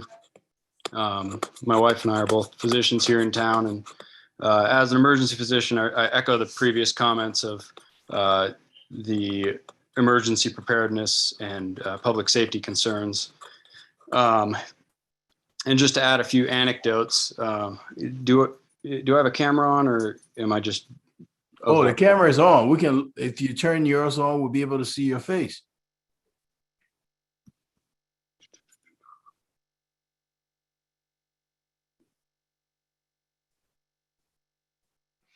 I can't figure out. I guess not. Never mind. Okay, I was going to show you a picture of the pickup situation today at the end of the day, getting the kids from Kessler. But basically, both sides of the road for 3 blocks are completely gridlocked with parked cars. The road's reduced to a single lane of traffic. And if you go up the hill from there, there's kids walking up both sides of the road. And this is on an icy road, which, as I was going in for a night shift 2 weeks ago, had an 18-wheeler that locked up its brakes and slid all the way from Flowery down to Euclid before it stopped. I personally, 3 years ago, had a car that slid through night, blew through the stop sign, and totaled my car, and both of our vehicles ended up on the sidewalk in front of Kessler. So I have serious concerns about adding this level of volume to these streets without solving the traffic issue and creating a safe way for the kids to get in and out of school. So that's all I have to say. Thank you. Thank you. At this time, the commission will take a 10 minutes break and we will be back by 8:15.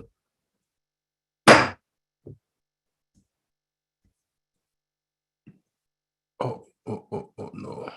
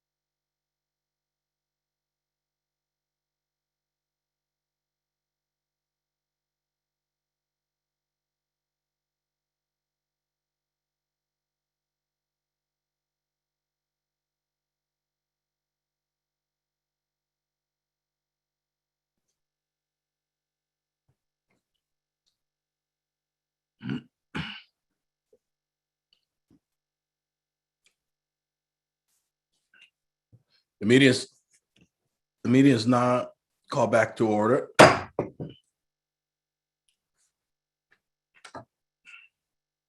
Madam Clerk, do we have any other for public comments on this topic?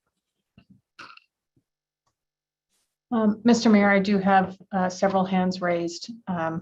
At this time, next in the queue was Marta Bertolio. Okay, Marga, I'll just remind you all that we will entertain public comments of 2 minutes. So you have the floor, Marta. Good evening, Mr. Mayor and Commissioners. Good evening. And thank you for your service, Director Haugen. I would like to say I concur with Derek Hedlund of Green Source, so I don't duplicate what he had to say. My name's spelled Bertoglio, and I'm a Montana representative for House District 75, which is a large portion of Jefferson County. And I served on local government, which we definitely, the two topics that were hot topics were subdivision review and lack of affordable housing. So I applaud you all for trying to find release on all sides of this issue, and for considering Westside Woods. As I just have stated previously in November, we all know there's a housing shortage, and working together, we can be a part of solutions to help fellow Montanans own a home and subsequently business owners fill much needed jobs. I'm a proponent of the zoning and subdivision for the following reasons. Helena is growing, and this follows the growth plan. If a developer has followed the subdivision process in which he takes into account, or she, health, safety, general welfare, and infrastructure, at some point, we've got to find a way forward on these projects. More traffic doesn't necessarily equate to less safe roads. And I think this developer has taken into account the school safety with the blinking lights and such. Secondly, more homes will help with the tax base and perhaps enable those in existing homes to move to these newer homes and thereby adding to the supply of existing homes. Third, I have seen firsthand the shortage of homes and people like teachers and nurses who want to work here but cannot because they cannot find a home. I want all people across varying occupations and stages in life to afford the American dream. This subdivision proposes multifamily and single-family homes. Approving this will enable our great community move forward positively while helping many people live the dream of home ownership. Again, thank you for your time, and I wish you the best of luck. Thank you, Marta. Madam Clerk. Next, Mr. Mayor, Commissioners, I have Corey Chenoweth. You have the floor, Corey. Good evening, Mr. Mayor. Good evening, Commissioners. Thank you for taking my comments. I just want to reiterate what we've talked about before. So I live at 2630 9th Street. I am right smack dab in the middle of where this subdivision is going to be. I have two small children who attend Kessler. They walk to school every single day. And as the, I don't remember his name, the traffic engineer from Bozeman mentioned, is on 9th Street, which I don't think was mentioned in the developer's presentation and his traffic engineer earlier as an egress route. But on 9th Street, that is the quickest form of egress for the northernmost area of that subdivision. I believe it is phases 1 and probably phases 2. 9th Street is an incredibly narrow street. I don't know if you guys have driven that or not. In fact, it's so narrow that probably almost half of the houses on our street have those little plastic crossing guard things out with a flag to make sure people slow down because they do get so close to our curbs and so close to our front lawns. And there is a very sharp S-curve right in the middle of that. So if you're able to look at that map again, I'm obviously not able to share my screen, But if you're able to look at that map, it is a very sharp S curve, and that is going to be a major egress route from this new subdivision. And it quite frankly, it isn't equipped for it. And the engineer said that there would be an added 850 trips per day. And this isn't a major collector street. He said it is a local street not designated as a collector. So I'm speaking just in terms of a dad of two small kids who like to play outside in the front yard, playing street hockey, basketball, baseball, football with their dogs. That this really concerns me. I'm not against the development. I'm against how well it's planned out. I think we've seen that Saving Westside Helena has done an amazing job of doing their due diligence and finding and doing the research on that. And whereas I don't believe you've seen that with the developer. I would say that most of the people you're going to hear from who oppose it are people who live in the area and have a vested interest. It sounds to me, those in favor so far are as an electrician who has an vested interest in making money off the project, and kind of a random politician from Jefferson County, which seems a little odd to me. So I would encourage you all. Oh, and the other thing, the other collection street is Overlook. Overlook is going to see a large increase in traffic. And if anybody has driven Overlook, especially right now with the icy roads, it's essentially a one-lane road where it's pretty dangerous to go more than about 7 miles an hour down that road. And if we're at adding a few hundred more streets down that road as well, it's going to there's going to be an increased danger to the general public. And one other thing before I let you go, and thanks for listening to me here. You know, we've heard a lot about affordable housing, right? So just in our little break, I thought it'd be interesting to see what Sussex is offering in terms of affordable housing. In their Heron Creek lots and estates, you can get a 2,400 square foot house for $651,000. You can get a 1,790 square foot house for $575,000. You can get an 1,820 square foot house for $627,000. So this whole idea that they are so good-hearted and really looking out for the middle class in Helena and being able to provide these. Mr. Chenoweth, would you wrap up, please? Absolutely. That they'll be providing affordable housing does not check out versus compared to their website that they are advertising right now. So thank you for your time. I appreciate it. Thank you. Madam Clerk. Mr. Mayor, next in the queue, I have Dan and Colleen Nichols. Dan and Colleen, you have the floor. Hi, my name is Colleen Nichols. I have resided at 913 Granite. I live directly south of Kessler School, and I've been at this address for 33 years. So obviously I've seen a lot of changes in my neighborhood.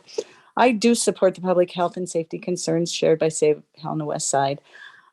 Sarah Perry's presentation was incredible, and that is the issue that keeps me awake at night. It's related to the evacuation from our neighborhood. When the wind-driven wildfire from the southwest roars into our area, imagine that scene as people are attempting to escape their homes and we're all ending up jammed on granite trying to access Euclid. At that same time, there's going to be frantic families from outside our neighborhood trying to reach their children at Kessler using that single access point on granite. They'll probably be driving on smoke-filled roads clogged with fleeing vehicles. I imagine many will leave their vehicles to save their children, creating complete deadlock. Fire and emergency personnel will also be impeded as the neighborhood flees on that single access point. Unfortunately, wildfires are new reality as experienced in Denton in December, where 50 structures, including a bridge, were destroyed. Also at that same time in December, Great Falls had a grass fire that burned 11 homes. On December 31st, Superior, Colorado lost over 570 homes. To quote Governor Polis of Colorado, he said, "This was a disaster in fast motion. Many families had only minutes to get whatever they could, their kids, their pets, into the car and leave. This area, it's like the area we live in. Paradise, California had an evacuation plan that split the city into evacuation zones, but that plan did not envision the panicked evacuation of the neighborhoods. In that November 2018 fire that burned through Paradise in 4 hours, 85 lives were lost. Many were elderly and unable to evacuate. 18,000 structures were lost and 30,000 people lost their homes. We've seen the significant environmental changes over the past 5 years. More of Montana is now at significant risk of fire year-round, and future development needs to recognize this threat and plan accordingly. Please put our public safety first and oppose the West Side subdivision in its current proposal and deny the proposed pre-zoning for the sake of our community and our neighborhood school. Thank you. Thank you. Madam Clerk?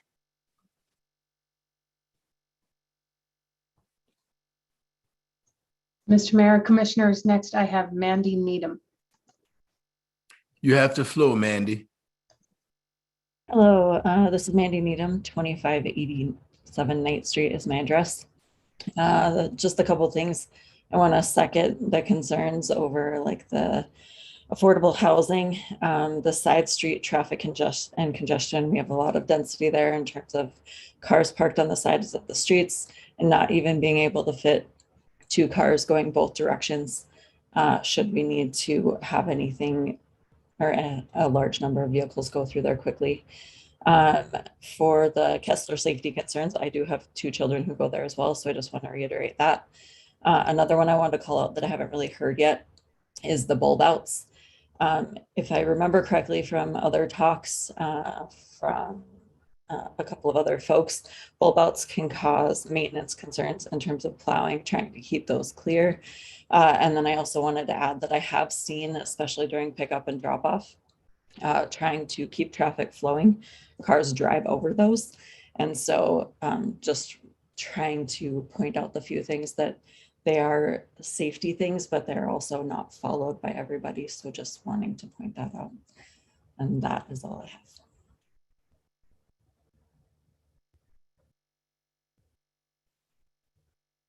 Thank you, Mandy. Madam Clerk? Next, Mr. Mayor, Commissioners, I have Tyler Emmert. You have the floor, Tyler. Hello, Mayor. Hello, Commissioners. I'll keep my comments specific to the zoning. Can you hear me? Yes, we can hear you. Keep my comments specific to the zoning since that's the item on your agenda that you're talking about. City zoning doesn't have a ton of options. They've chosen R2 and R3, which really are pretty mild zonings. There is room for discussion on should Helena be doing more with our zoning. A form-based approach to zoning, similar to what they did with downtown, a little more active in the look and feel of how you do a project with the zoning. We have not engaged in that. So this developer really has a choice of your options of zoning. The county is currently in the process of writing zoning, which would impact this area. It is an exact copy of your city's zoning. So it will be the same zone as he's picking today. It'll just be in the county. So his first agenda item, he's saying, I want R2 and R3. Those are pretty benign zonings. You could go with a much higher density. I think it matches your growth policy. I think it's a pretty reasonable zoning, and I'll keep my comments specific to that issue on your agenda and comment on the other ones later. Thank you, Tyler. Madam Clerk? Mr. Mayor, Commissioners, next I have Eve Byron. You have the floor, Eve. Why, thank you, Mayor Collins, and welcome Commissioners Fever and Reed to this ongoing discussion. I just wanted to mention that I echo the comments of my neighbors, and one of the things that they cannot bring to the table that I believe I can is the fear in the eyes that I saw of Rocky Infinger, Sonny Steiger, Birdseye Fire, Leo Dutton, and all those folks when there was a fire up on Mac Pass in 2009, and they were preparing not what will we do, but how will we deal with this when it comes roaring into Helena? There was the luck of the winds at that time, and it did not happen. But this subdivision would be the most susceptible. And with the heavy zoning that they want to put in, as well as the hammerhead turnarounds. And Sean, I know that as a firefighter, what firefighter would go into a cul-de-sac knowing that there's one way in and one way out? That may not be particular to the zoning aspect of all of this, but I encourage you just because of the public safety aspect of all of this, to reject this and send it back to the developer and tell them you can do better than this. Thank you. Thank you. Madam Clerk.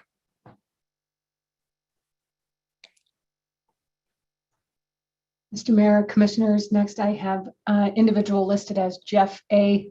Please list your full name for the record. Jeff A., would you list your full name? You have the floor. Hi, can you hear me? Oh, yes. Jeff is my husband. My name is Andrea Allen. It must be because of he set up the computer. Mr. Mayor and Commissioners, I live at 2524 Flowery Street, and I would urge you to deny this approval of the zoning tonight for this builder. Just because there's a housing crisis doesn't mean that a new development can be rushed through and approved in spite of serious safety concerns that have been mentioned many times tonight and by many of our neighbors. Personally, we've had 4 children attend Kessler School starting in 2007 until 2019. The drop-off and pickup situation has always been a very difficult spot. It's extremely busy and it's always been very unsafe. That's no fault of the school. Kessler has always tried to make it as safe as possible for Helena's children. The situation, however, has gotten worse as time goes on and as more people have come to live on the west side of town. I personally have seen a friend get T-boned on Granite Street by another car that went through a stop sign on Hauser. Myself, my husband, and my 2 sons are always extra cautious traveling up and down Granite Street, and we have all had many close calls by the same type of situation. Are we really ready to sacrifice the community safety and health in order to have a new development be built that most people here don't want and that will threaten us all? While I do understand the housing needs are very important for professionals to come into our town and for our town to grow and develop, we should make sure that that safety is the utmost. Safety from fire, safety from traffic issues, and promoting public safety is extremely important to myself and all of our neighbors. I just ask that you please put safety first and listen to all of the people who have these grave concerns. Thank you very much. Thank you. Madam Clerk. Next, Mr. Mayor and Commissioners, I have L. Ulrich. Please state your full name for the record. You have the floor, L. Ulrich. Please state your name. Hi, my name is Liz Ulrich, and I live at 2530 Ninth Street. I am 2 houses away from Granite Avenue, and just to let you know, that is the path of least resistance for traffic. I know that the developer has said that vehicles will travel down Hauser and access Euclid on different locations, but why would somebody drive 25 miles per hour, a longer distance to get to Euclid when they can just hit Granite, head down there, driving 25 miles an hour, hit Euclid, and be able to go 45? It is the path of least resistance, and that's where people will travel. And speaking to the amount of traffic near Kessler School, we already get a lot of folks traveling down our street during that pickup time. A lot of people do U-turns on 9th Street to be able to access the school. If this amount of traffic is increased, it's just going to create more and more safety concerns for our students that attend Kessler. Appreciate your time. Thanks. Thank you, L. Ulrich. Madam Clerk. Mr. Mayor, Commissioners, next I have Patrick Marin. You have the floor, Patrick. Hello, Mayor and City Commissioners. Hello. As the Helena Citizens Council District 1 representative, I would like to express my concerns from my neighbors that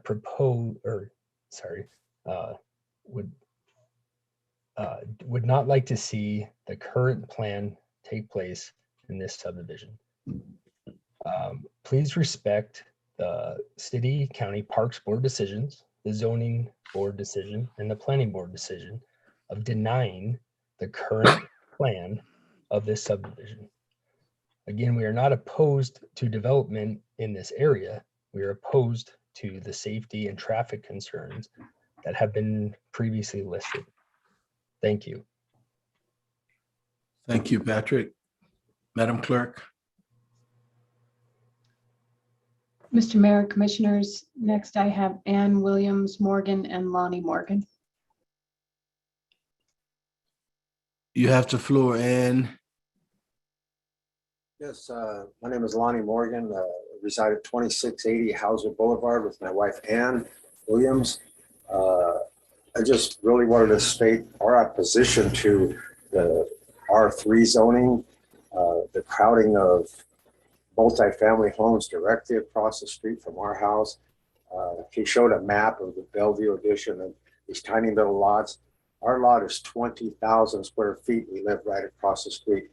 All these stacked up homes across the street, and the fire hazard and no way out is just a disaster. I am personally insulted as a 20-year business owner in Helena, Montana, that they keep throwing the same plan up here, acting as if it's different or that it's better. They have to come up with better egress and less population. This area was developed when they moved the Overlook Ninth Street down into the Overlook Division, which used to run directly in front of where our property sits now. It was for the intent of having single family homes here. It doesn't take a rocket science to see what the developers intended. All of the multifamily large development is down along Euclid Avenue where they can get access out of here. None of this was ever intended for these multifamily developments, and I oppose them strongly. Thank you for your time. Thank you. Madam Clerk. Mr. Mayor and Commissioners, next I have Forrest Zimmerman. You have the floor, Forrest. Mr. Mayor and Commissioners, thank you for hearing me. Appreciate your time. Spoken on this before in the previous meetings. As far as zoning, I would like to point out what you don't have in front of you as commissioners that you should have, like city code. One of those is a traffic study based on the density that the zoning being proposed will promote. You do not have any traffic impact study that shows what that amount of traffic will do to this area. The city requires within a traffic impact study level of service numbers for the area intersections. And with all the experience that the developer and their traffic engineer claims, they would know that they have to include this, and they have not. You do not know that the level of service for the intersection of Granite and Euclid in 2014 was declared as a level D, which is below the minimum standard of a level C that has to be mitigated and explained clearly how it would be mitigated. And that was that's in the public record of the Helena growth plan, that the Granite and Euclid is operating at a level C/D or D/F, I can't remember which, but it's below a level C. And there is no mitigation for that listed other than possibly a traffic signal at that area in the future. But the fact that the traffic study submitted by the developer claims that that's not an issue should give you pause into the credibility of that traffic study. And there is no level of intersection data for Knight Street and Hauser, Knight Street and Granite, Overlook and Granite, Overlook and Hauser, and I could go on. What you also don't have is any information that talks about the sewer system and the impact that that this subdivision will have on the sewer system. Our own city officials, who are not responsible, or city staff, Sharon Haugen and Mike McConnell, speaking for them tonight, are not responsible, to my understanding, of creating these numbers. They're not responsible for doing traffic counts. They're not responsible for doing traffic impact studies. They're responsible for certifying that that information is provided. However, you've seen the evidence from Safe Helena West Side's own review of that traffic study that there are questions in that. You also have from the city information that the sewer running from this area down Granite, that 8-inch pipe is going to be overtaxed, so much so that the city commissioned a study from an outside firm, much as Safe Helena West Side did for the traffic, to review the developer's information and found that there is a 100% chance of overrunning the capacity of the sewer system with no remedy for that stated in the conditions that would support the number of people that the zoning numbers, the zoning density that you're being asked to vote on would remedy. City code requires all the numbers be based on the zoning densities and for traffic and water and sewer, not the number that the developer has proposed. The only numbers you have access to and that the city staff has reviewed are the numbers from a subset of that density that the developer's proposing. And the city says 25% duplex, 75% single family for R2. The developer has claimed it's 100% single.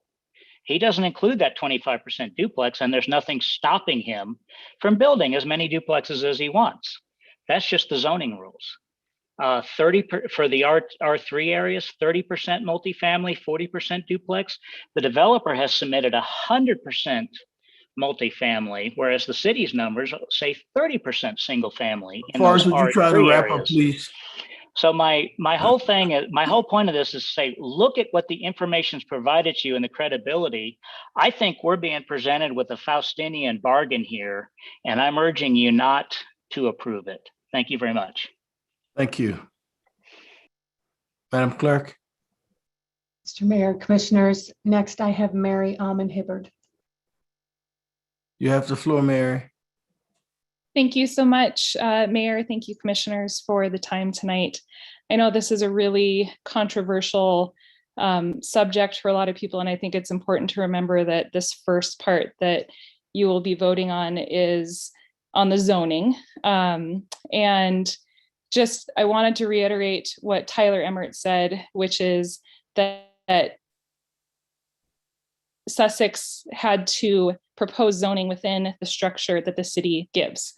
And the only way for them to have affordable housing within the subdivision is to offer both R2 and R3 zoning.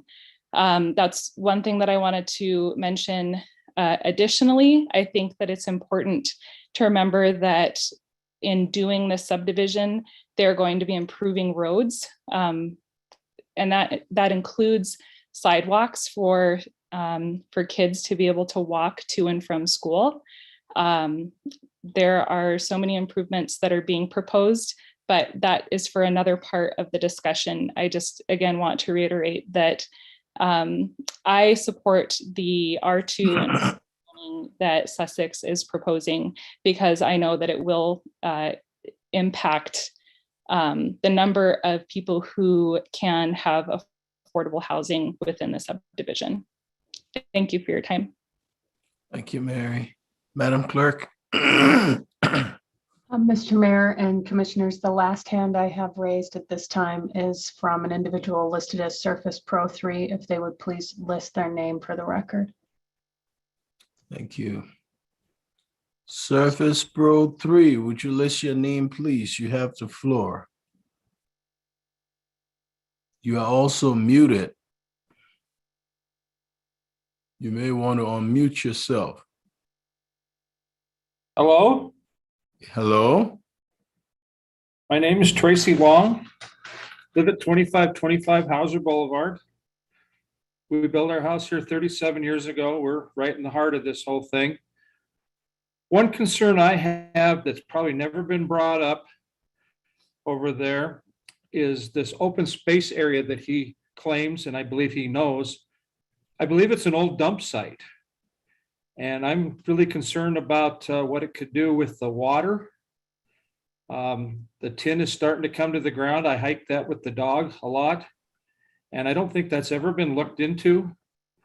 I know this probably doesn't follow under the zoning right now, but I'm not sure the city would want to adopt something that has a dump site on it that could possibly come back on their heels at some time. And I think it's something that should be looked at. And that's my biggest concern about that area. Thank you, sir. Madam Clerk, do you have any others? Mr. Mayor, Commissioners, I do not have any other hands raised. Okay. I do, however, have several written comments. Would you like me to read those into the record? Would you please read them into the record? From Bridget Waples, page 6, current lot size, and page 7, what was platted years ago, have two different lot sizes in comparison to Sussex presentation. The current sizes of the lots are not smaller. Can we clarify this, please? Patrick Marin, Mr. McConnell mentioned the petition that Sussex has advertised in the IR and meetings at 10 Mile Brewery to get support from contractors and realtors. No West Side residents signed this petition. Why didn't Mr. McConnell mention the petition against the development from West Side residents, which has 592 signatures? For the record, mayor and commissioners, in order to expedite things with the written comment, I'd ask that folks please make your comments in the Q&A succinct instead of repeatedly posting. So I'll move on to the next public comment rather than repeat those that have already commented. Edward Santos. Zoning is to ensure a development is developed according to a specific city plan, i.e. not to have a pig farm in residential, and secondly, to keep our citizens safe. The current R3 zoning that is proposed needs to be changed to R2 on the south side, Flowery Street, due primarily because this part of the property borders wildlands and is exposed to a high risk of forest fires and is unsafe to have so many families so close on a dead-end road. The R3 zoning on the northeast side should be R2 because it is not fair to the longtime residents. Sussex just presented that a complete streets are safe, but most of the streets in the subdivision are long dead-end streets that make it unsafe and should have less density. It should be R2, vote no on the R3. Hannah Merritt, 2590 Knight Street. The city mentioned signatures in favor of this development, but do any of those people live in the west side, or do they all just have financial gain in the development? You also need to mention the 592 signatures in opposition for this current development plan. Also, the land mentioned left for open space is unusable, and the city parks denied this land. I am not against developing this area, but I just want to make sure it is done correctly and safely. Megan Buck, please be mindful of the 2-minute allowance. Derek Kettleman, what happened to limiting comments to 2 minutes? Heron Creek Design Team, what happened to the 2-minute limit? Jim Lund, the risk of fire is extremely concerning. On September 2nd, 2020, I watched from my home in shock and horror as a fire off of Burnside Road near Fort Harrison consumed 800 acres of land in about an hour. The fire moved with alarming speed. See Birdseye Grass Fire burns 800 acres in Helena West Valley in the Helena IR 9/3/2020. Ricky Emerson, what is the average home price proposed by the developer for this development? Again, I won't repeat those that have already had an opportunity to comment. Melanie Simons, the developer was given 60 days to address many of the issues now being discussed. There was very little done by the developer during that time other than to give the Department of Transportation information created by Save Helena Westside and an outdated traffic impact study. No changes have been proposed to address safety concerns, but considerable has been given to solicit online signatures from people whose profession will benefit from the development. Why wasn't more done by the developer to address these concerns? Galen McAllister. The question at hand is zoning. I will therefore defer most of my comments for the next items to be considered. I have no issues with zoning the property R2 and R3. However, safety is a zoning consideration. I urge the developer to completely redraw their proposal to address safety. If they do this, I favor R2 and R3 zoning. Mr. Mayor and Commissioners, that is all I have for written comments. Thank you. Any final discussion from the commission? Mr. Mayor, Go ahead, Commissioner Dean. just a quick comment. Really appreciate all the public comment that we've received. On this first item, I am going to be voting to approve the proposed zoning designation because we are required to make this evaluation based on the zoning criteria, based on the information we've been provided. And this is also within the urban standards boundary. I will have more to say about the transportation related issues, but that will be for the other agenda items where it's more appropriate. Thank you, Commissioner. Any other final discussion from the commission? Well, is this the time we discuss a motion, or is this where we? So this is state the our time you position? tell us if you have any other discussion, then we will move to the vote. Okay. If you have any other thing you want to discuss about this. Well, topic, you have the floor. I think it is relevant, Mr. Mayor. I appreciate. What's that? I think it is relevant that the zoning commission voted 3-0 on this proposal. And if we believe our zoning commission knows what it's about, we as a commission should pay some heed to that decision that they made. That R2 seems appropriate, and maybe more parkland seems appropriate, even though that was not brought up in the discussion here tonight. But the density proposed by this pre-planning, pre-plat, pre-zoning property is just pretty extreme. And I think that's what the folks speaking tonight are talking about. It's all about density, and it goes from there. Traffic, fire, you name whatever outcome you wish. Density rules. Thank you, Commissioner. Any others? Okay. Madam Clerk, at this time, I will entertain a motion.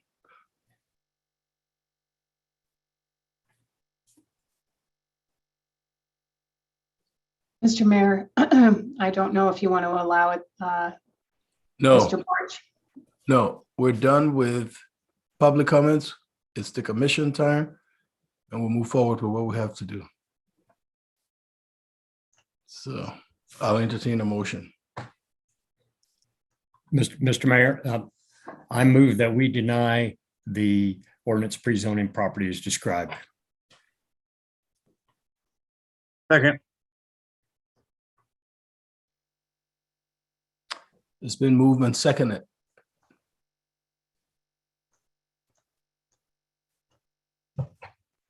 Mayor and Commission, this is Thomas. I just wanted to recommend that Commission engage in a little bit more discussion as to why the Commission is voting, commissioners are voting the way they are, just so we have a little bit more of a robust record as to this decision. Thank you. Okay. As the maker of the motion, hold on, Commissioner. I see someone hands up. Commissioner Logan. Mr. Mayor, thank you. Let's see, I need to pull up something here that was pointed out by our planner, I believe, early in his presentation. Montana Code gives us criteria and guidelines for zoning regulations. They must be designed to, 1, secure safety from fire and other dangers, 2, promote public health, public safety, and the general welfare, and 3, facilitate the adequate provision of transportation, water, sewerage, schools, parks, and other public requirements. As I consider those things, I think there are some pretty compelling concerns relative to fire safety, pretty compelling concerns relative to traffic safety, and the zoning that is being proposed in this development. So I guess to Thomas's request, that's I would say that's why I'm seconding Commissioner Fever's motion to deny. Thank you. As for me, we're required, as stated in by the staff, the zoning meets the requirement according to the study done by the staff. And because of that,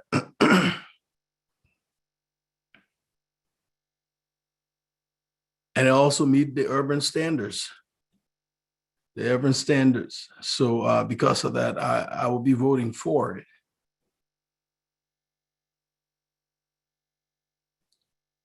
Commissioner Reed. Thank you, Mr. Mayor. I would second what you just said. I believe that the recommendation from the staff is that it does meet the urban standards and that the zoning itself is acceptable. So I will be voting to support the zoning and not for the motion that has been made. Commissioner Fever.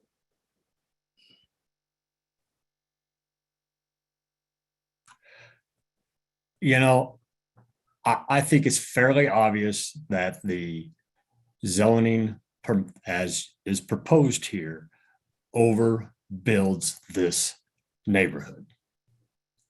It overbuilds it not only in the undeveloped portion of that property, but in the already developed portion that is Overlook and Ninth Street, Granite, Hauser, Flowery.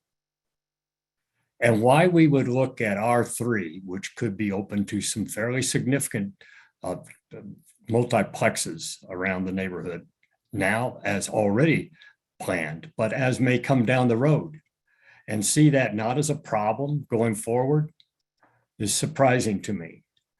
And again, I will reiterate, the zoning commission voted 3-0 not to approve this proposal. And I take them at their word. I believe they must have studied this in some detail. That's why we have a zoning commission. And I'm going to go with that. I stand by my motion. Thank you. Okay.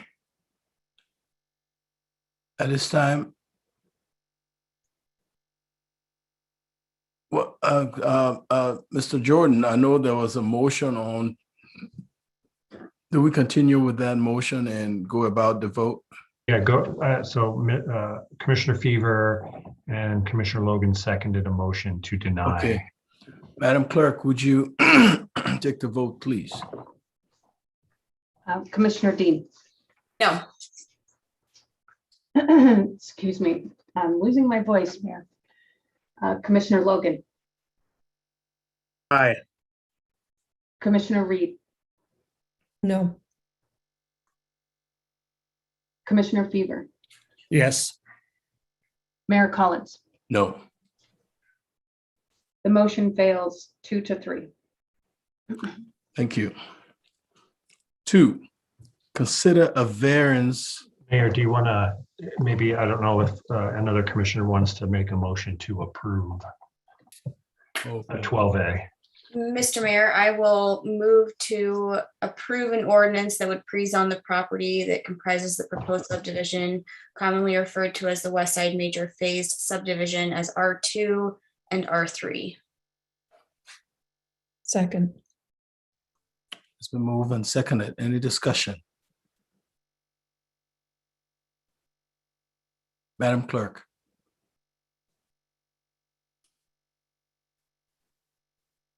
Commissioner Dean.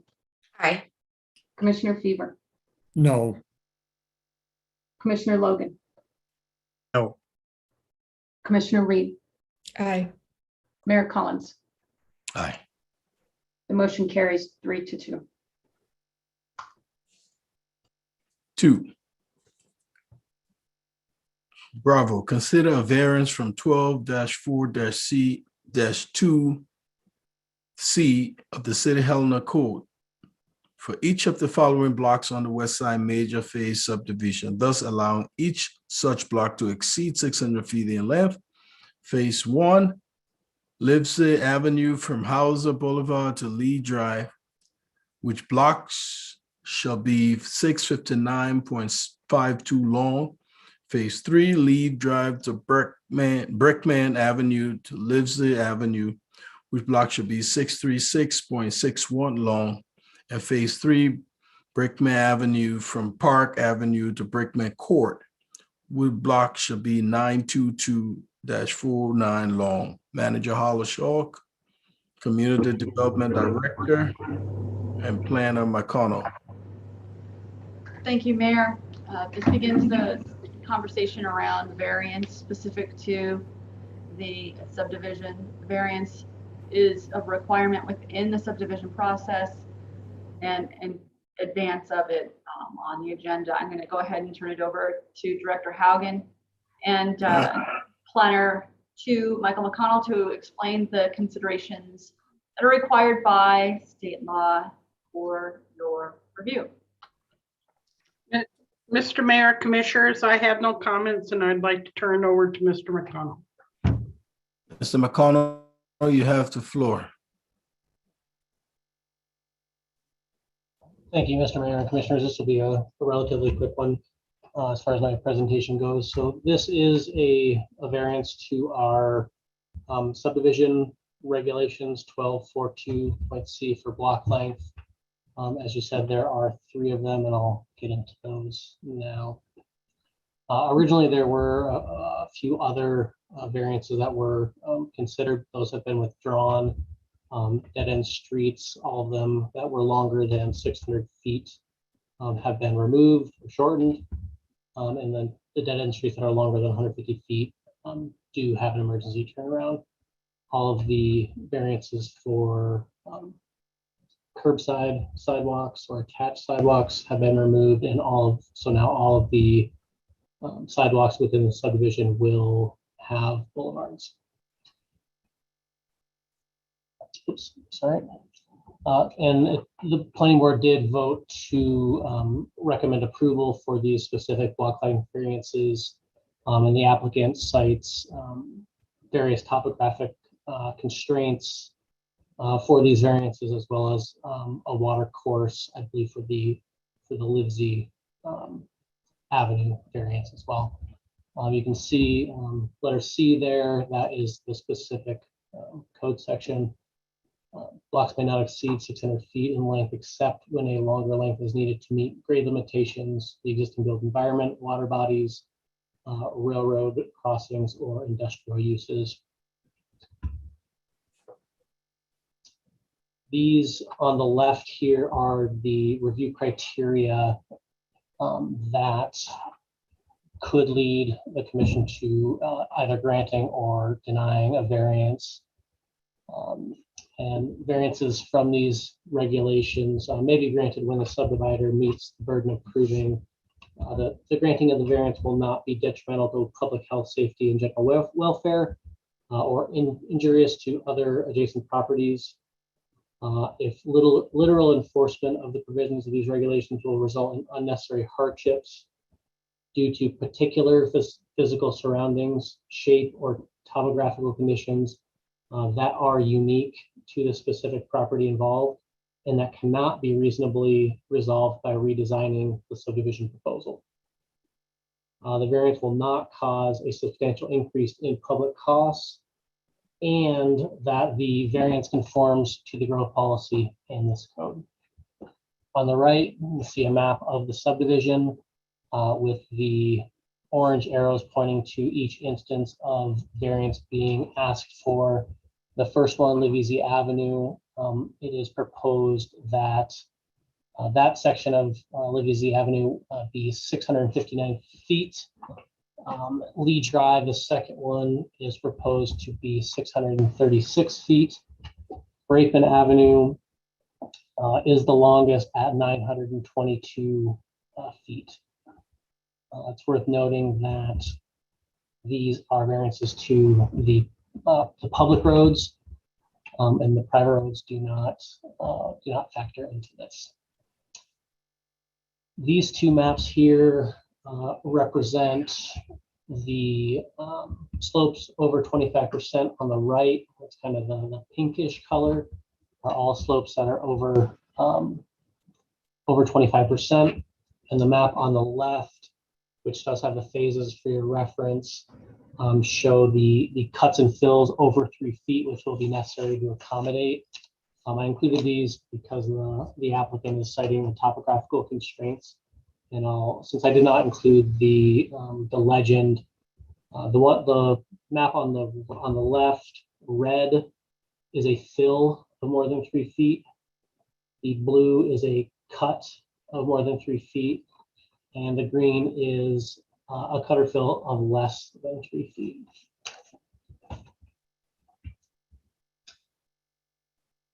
So these are the potential motions that are up for consideration as a result of the request for these variances.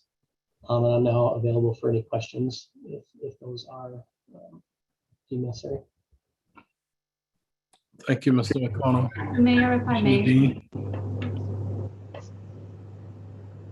Did you, I'm sorry, did you want to add something? Sorry, one item of clarification, Mayor. I'm hoping to request from Planner 2 McConnell. What exactly is the reason behind the block length? And explain why we have that capped. Sure. Oops, I'm sorry.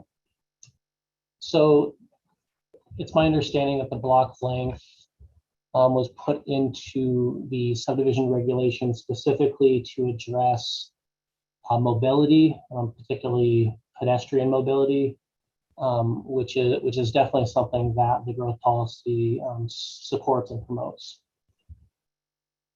Does that answer your question, ma'am? Thank you. Thank you, Mayor. Commissioner Dean? Thanks, Mr. Mayor. I have 2 questions. The first one I think is probably most relevant for Mr. Konopky, and then my second one is just on the motion. So I'm wondering, Director Konopky, can you give us maybe some context of grade, specifically like when you're looking at, for example, like Reader's Village or Reber Road or like Henderson above Euclid? What are some of the grades of those streets? Mayor and commissioners, some of those grades, for example, Henderson above Euclid, south of Euclid, ranges from 13.5 to 17, and there's some very short sections that come close to 20%. Reader's Village is right around 12 to 13%, and Reber Road is right around 11% for a frame of reference. Okay, that's helpful. Thank you. And my second question, I'm gonna guess this is for Mr. McConnell. For this motion, do you want it to be 3 separate motions, or can it be 1 motion?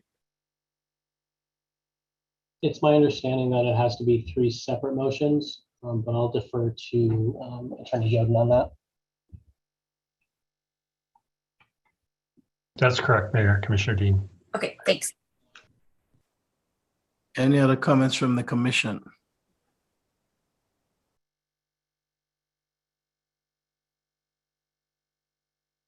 I just got one question here, Planner McConnell.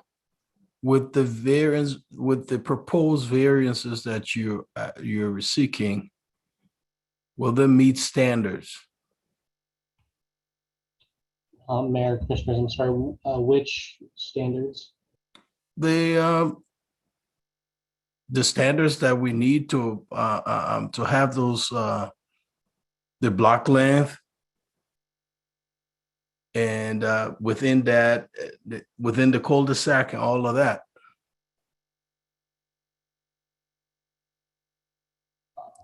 I'm sorry, I don't. I mean, standards for roads and the engineering standards, is that right? What we're talking about?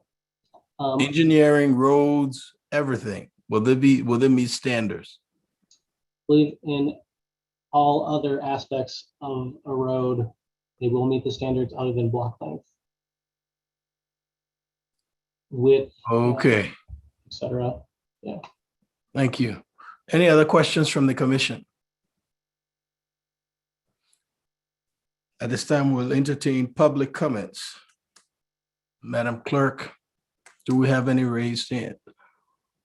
Ron, you have the floor. Hello, Commissioners, Mr. Mayor. Thank you so much. I appreciate that. I'm going to go ahead and turn this over to Jeremy Favis. He's going to talk a little bit about the reasoning behind why we're asking for this variance and the intent of the code and how we meet that intent. So with that, Jeremy, could you please jump on, please? Yeah, thanks, Ron. Can you hear me? Go ahead. Yes, we can. Okay.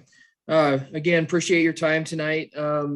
As Michael noted in his staff report, we had requested several variances up front when we first submitted the zoning application or the subdivision application, excuse me. Many of those variances were resolved with the planning staff, and we basically came down to these three variances that due to topographic constraints of the site, there's just no way we can really do this development due to topography. So Lee Drive is the first one that you have in your list. We're proposing this to be 636 feet rather than 600 feet.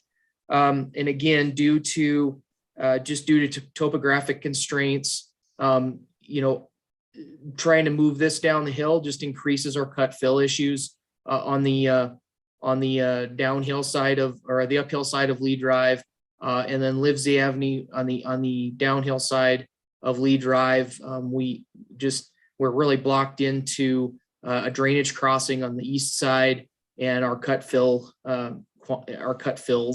and trying to really balance those cut fills and not make huge cuts in this area. As you can see from this exhibit, we are providing connectivity to the trail system open space lot to the east.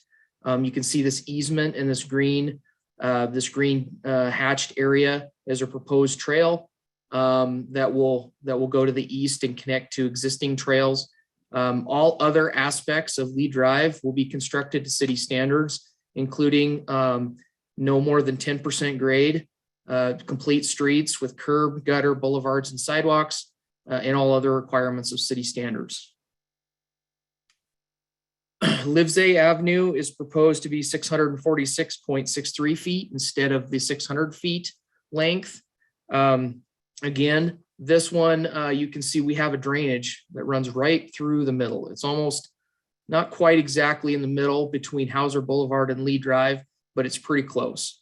And so this is really simply due to that drainage and topography to get across that.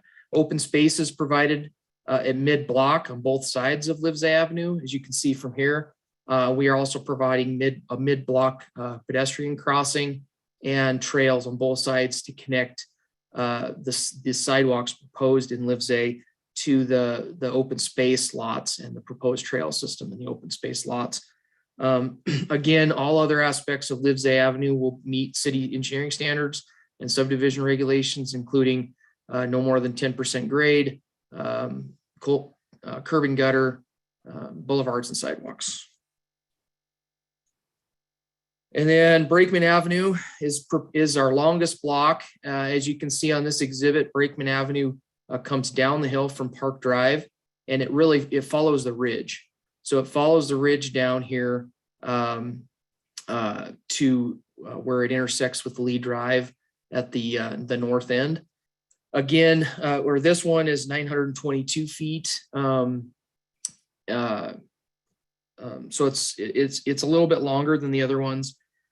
We are again providing mid-block pedestrian easements and trails on either side. The one on the south side of Brakeman will connect up to the cul-de-sac at Flowery at the south end of the development, and going to the north will connect in with the trail system and the open space lot to the north. That will break the block up in about half to provide that pedestrian connectivity. Again, all other aspects of Brakeman will meet city standards, including grade and complete streets with boulevards and sidewalks. We also just wanted to point out that there are several developments throughout the city of Helena that in the past, especially even in recent years, have approved variances for block lengths, including the newest subdivision on the east side of Helena, Mountain View Meadows. There's some, this exhibit shows Aspen Park subdivision with 880 foot lineal feet of block length, and then one with 1100 lineal feet of block length. And then this is the South Helena interchange, the Nob Hill subdivision. You can see these blocks are pretty long in here too, 720 feet, 920, and 2,150 lineal feet. These are just a couple of examples from around Helena. I'm sure there are others. I think that's all that I have, and we'll entertain any questions. Thank you. Madam Clerk, do we have any other public comments?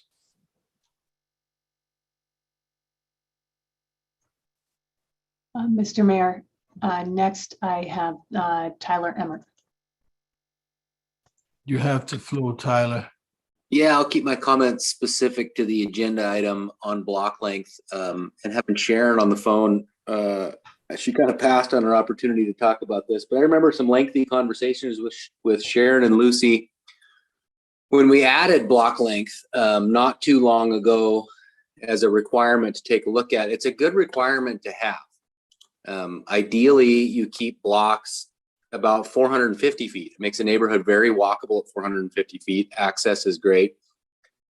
But when they added that, there was a lot of discussion with the understanding that this isn't doable in a lot of locations. And my focus at the time was on box stores. Now, none of us like box stores. I get it. It's kind of a necessary evil. We like affordable products at Walmart, but we may not love Walmart. You can't really do a 600-foot block length around Walmart. So we talked about that at the time. And the understanding was, well, you're going to have to apply some variances when that comes up.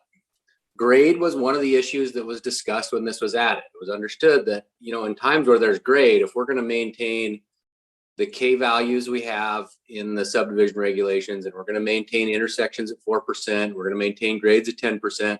If there's very much grade, it's really difficult to keep those block lengths below 600 feet. And where you see those longer block lengths in Mountain View Meadows, and where you see them in Nob Hill, it's because of the grade. Now,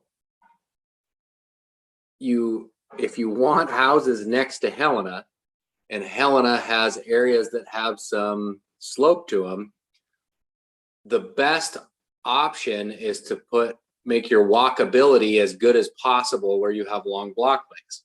You want to wrap up, Tyler? I will. The neighborhood I live in has block lengths of about 900 feet. Nobody in my neighborhood would say we need more streets. They would say it would be handy to be able to walk halfway through the block, which is what's proposed. I think utilizing walkability to shorten block lengths is a good solution to a standard that's encouraging shorter blocks, but may not be doable.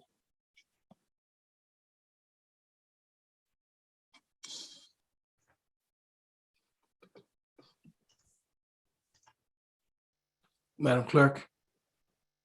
Mr. Mayor, Commissioners, next I have David Wilson. I see, sorry, I see a hand raised here. Sarah Perry hand is raised. Did you not see it? Mr. Mayor, this is Kim Wilson. Do you want me to go first? She's already unmuted me. Go ahead. Thank you, Mr. Mayor and Commissioners. Again, Kim Wilson representing Save Helena's West Side. City regulations create a high bar for the granting of variances. You have to show that it will not be detrimental to the public health, safety, and general welfare or injurious to other properties. Block lengths have been put in place for good reasons, and variances should be granted only for good reasons. I would incorporate by reference all the prior comments, both about traffic and the fire Just note that longer than normal block lengths in this instance, connecting to cul-de-sacs will invariably lead to higher fire risk, given all the previous discussion and given the health and safety bases for the regulations. And as set forth in our letters, we would urge the commissioners to deny these variance requests. Thank you. Thank you, Mr. Wilson. Ms. Berry? Ms. Berry, you have the floor. Yes, Mr. Mayor, speaking on behalf of Save Helena West Side, we would echo what Kim Wilson just said, that as requirements in the city code that was just shown to you, topography is only one of the items that's on the burden of the subdivider to prove. Granting that the variance will not be detrimental to public health, safety, or general welfare is also something that has to be proven. And the topography that is preventing the developer from being able to connect these streets is the same topography that those walking trails are going to go across. So if it is too steep to be able to connect the roads, that same steepness is what those trails are going to traverse. So now imagine how members of the community that aren't active and fit are going to be able to use those trails, especially in adverse conditions like snowy winters or like the conditions we have now, where it has snowed, warmed up, and then frozen again. Those trails will be ice, and for much of the year, they will not be usable. Therefore, the safety concerns that the developer is claiming will be alleviated by those walking trails is just not true. We ask that you please think clearly and about the whole picture as you determine whether or not they have truly proven that these variances will not be detrimental to public health, safety, or the general welfare. Thank you for your time. Thank you, Ms. Berry. Madam Clerk? The last hand I have raised, Mr. Mayor and Commissioners, is Forrest Zimmerman. You have the floor, Forrest. Mr. Mayor, Commissioners, thank you again. Two things. To reflect what Sarah Perry said, the cut-through pedestrian streets or the walking trails to mitigate the long block lengths, especially Livesay Avenue of 900 and some blocks or feet, is by their own documentation submitted to the city and on the city website in the engineering review. Some of those trails are in excess of 25% grade. No trail surface is specified, no maintenance plan for those trails is specified. Those are outside by far the scope of what the Helena Park System says are accessible trails to the general public. Also, the referenced streets provided to you as evidence and part of this public record are not dead-end streets. Livesay Avenue and the other streets here are dead-end streets. I've had the unfortunate pleasure in my life of guarding fire hoses as a police officer, telling people why they can't leave their home, why they can't return to their home with their kids, because you can't drive over fire hoses. So there's all kinds of safety issues beyond that Ms. Perry has articulated. So I would ask you to deny this block length because you have not been provided with information that is clear and convincing. In fact, the only information that the developer has put on the website as a justification for these block lengths is to just draw a line or the road straight from where they are and say, it goes into terrain we can't put a road on, therefore we have to do it this way. No reasonable person would think there's no other way to lay these roads out on that terrain such that they can be drawn without long dead-end block lengths. You have not been provided any evidence that there's no other solution, and the evidence you have been provided is disingenuous at best. Thank you. Thank you. Okay. Any other comments? Madam Clerk? Mr. Mayor, Commissioners, I do have two written public comments on this item from Patrick Marin, 2590 Knight Street. Thank you, Commissioner Fever, for respecting the boards that have been established and have worked hard to recommend safety to the future of Helena residents. An individual listed only as Joe, I would ask the public always state their full name for the record. Now, the fire hazard and evacuation situation is even more concerning with the long block length. Thank you for considering public safety and health first. That is all I have for written comments. Thank you. Mr. Mayor, Yes, Commissioner. I'm wondering if maybe Mr. McConnell can put the motions back up. And then I'm happy to make a few, and then I can, I guess I'll start with the first one and then I'll give my reasoning and then we can go from there. Is that okay? Sure. Okay. Mr. Mayor, I will move to deny a variance to City Code Section 1242C for block length for proposed road, Livesey Avenue. Variations are a deviation in the requirements. There's nothing currently developed here. And so therefore I think that the developer can design to appropriately build within the reality of the topography here, and in alignment with city code. I will need a second. Second. It's been moved and seconded. Do we have any other final discussion?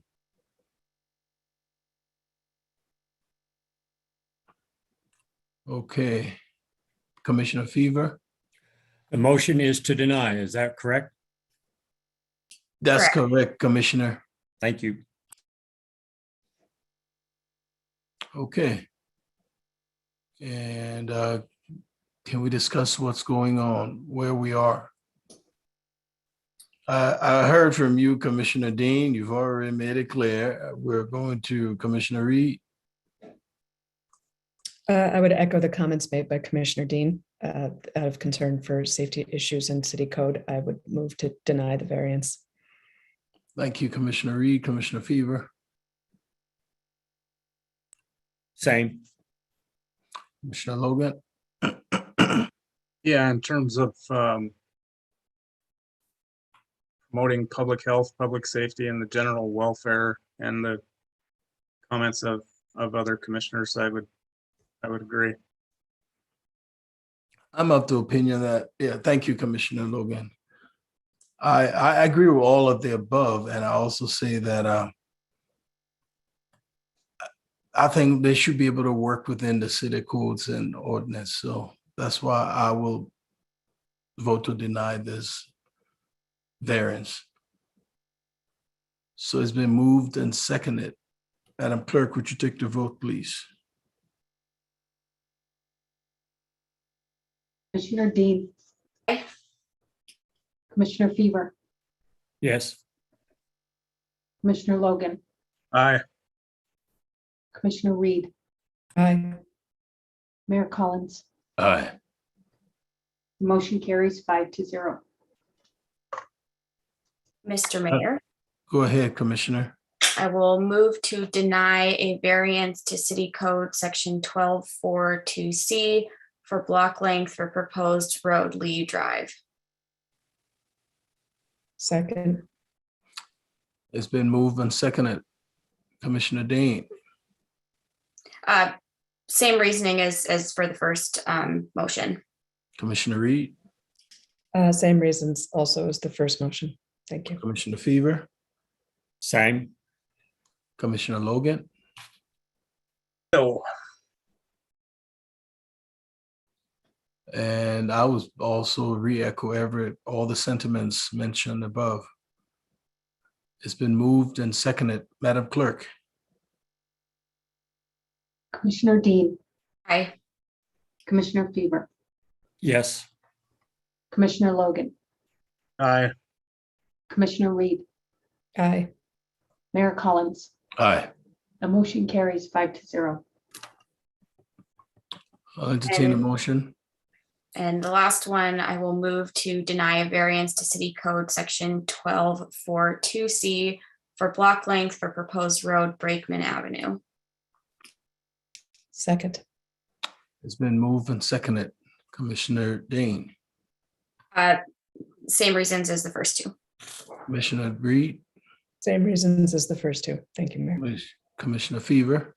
I appreciate the motions made by Commissioner Dean. Commissioner Logan. Same as before, Mr. Mayor. Thank you. Thank you. And I echo the same sentiments. Madam Clerk. Commissioner Dean. Aye. Commissioner Fever, Yes. Commissioner Logan, Aye. Commissioner Reed, Aye. Mayor Collins. Aye. The motion carries 5-0. Thank you.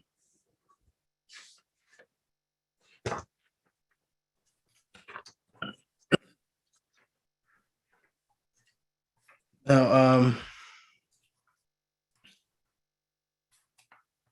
on the next two, Charlie and Delta, staff will make a joint presentation on the items C and D. The applicants will make his presentation and discussion, and we'll have public comments, and then we'll have rebuttal, and then we'll have final discussion, and then we will take the vote. I repeat, the staff will make a joint presentation on items 12 Charlie and 12 Delta.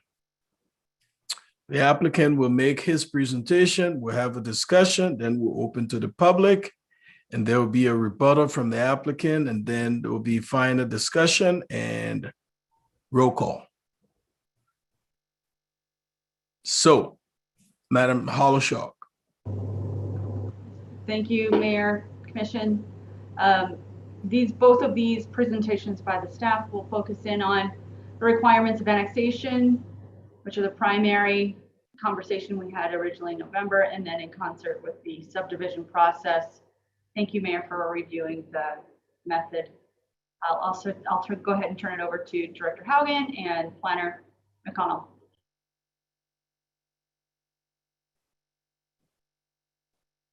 Dr. Hagen, are you just going to switch it to Planner McConnell, right? Yes, Mr. Mayor, I am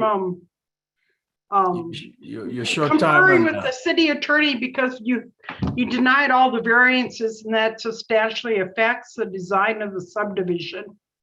So Mr. Coate and Mr. Joden may want to weigh in before we proceed. Mr. Mayor, this is Assistant City Attorney Eric Coate. Go ahead, Yes, Attorney Coate.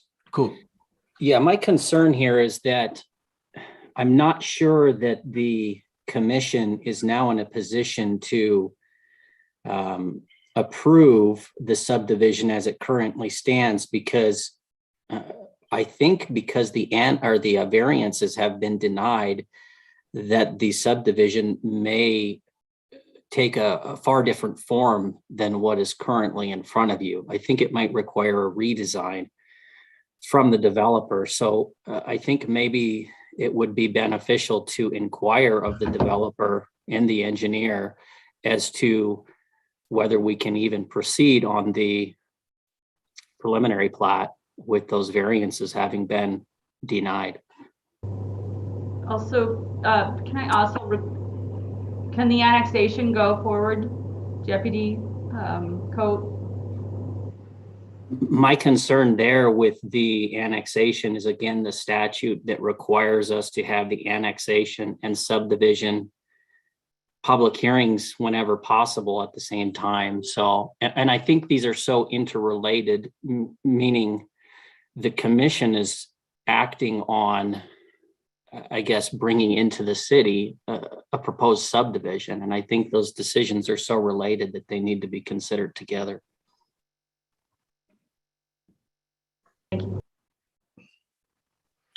Okay, so we will turn to the developer then.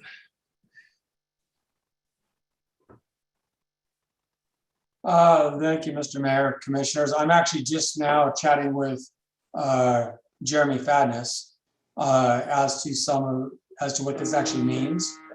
Let me go ahead and have Jeremy, if you wouldn't mind getting on, can you explain if there's a way that we can work around this? I think two of these variances, we could work around this definitely, but there's a question about the Rakeman Court variance. So if you wouldn't mind letting Jeremy speak to that. Jeremy, you have to, I don't see him around. Jeremy, you have the floor. Thanks, Mayor. Thanks, Commissioners. Yeah, this is an interesting one. I mean, I believe we can make slight adjustments to Livesay and Lee to try to meet those 600-foot block lengths. Brakeman is going to be the issue coming down that hill. I think we just have to look at a way to incorporate another access road in there to break up that block somehow. I do not believe that by doing that, we would increase the number of lots or majorly reconfigure the development. I guess that's my only thought, is that I think there's a possibility we could move forward with a minor redesign to put in a connector somewhere that would not dramatically affect the layout of the subdivision. Jeremy, I guess, Mayor and Commission, one other suggestion, and I guess this would be a question for city staff, but mid-block on Brakeman, as Jeremy said, Lee and Livesey can likely work around. So on Brakeman, if there was some sort of mid-block emergency turnaround, would that be something that would alleviate concerns, I guess?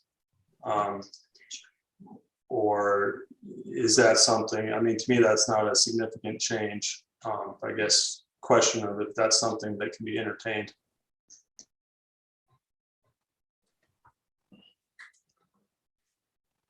Go ahead, Attorney Coot. So looking at 12.2.14 of the Helena City Code, it says that a change in street layout resulting, street layout change resulting in a change in legal and physical access is a material change to a subdivision application. So it's not something that the commission could consider tonight.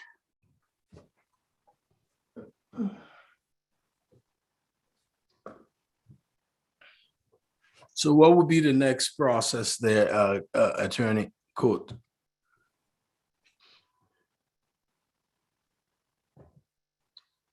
Yes, Mr. Mayor, I believe the process would be that the commission should vote to deny the subdivision preliminary plat, vote to deny the annexation, and have the applicant or the developer reapply pursuant to Helena City Code 12.2.4. I don't know if I think I might be quoting the wrong section of the Helena City Code, but my conclusion is the same. It's a material change. The commission should vote to deny annexation and subdivision and request that the developer reapply. So can we do that together, or we have to do all of them individually? Yes, Mr. Mayor, individually. Okay, I see, Ron, you have your hand up, go ahead. Yeah, thank you, Mr. Mayor, I appreciate that. The only question I've got is that the code that is cited, we would not be changing legal and physical access to any of these lots. They would remain the same. All we're talking about is adding another access point that breaks up the mid-block length. So that's the only question I have for legal staff, is I don't believe we'd be changing legal and physical access to any of these lots. Do you have a response for that, Commission Attorney Court?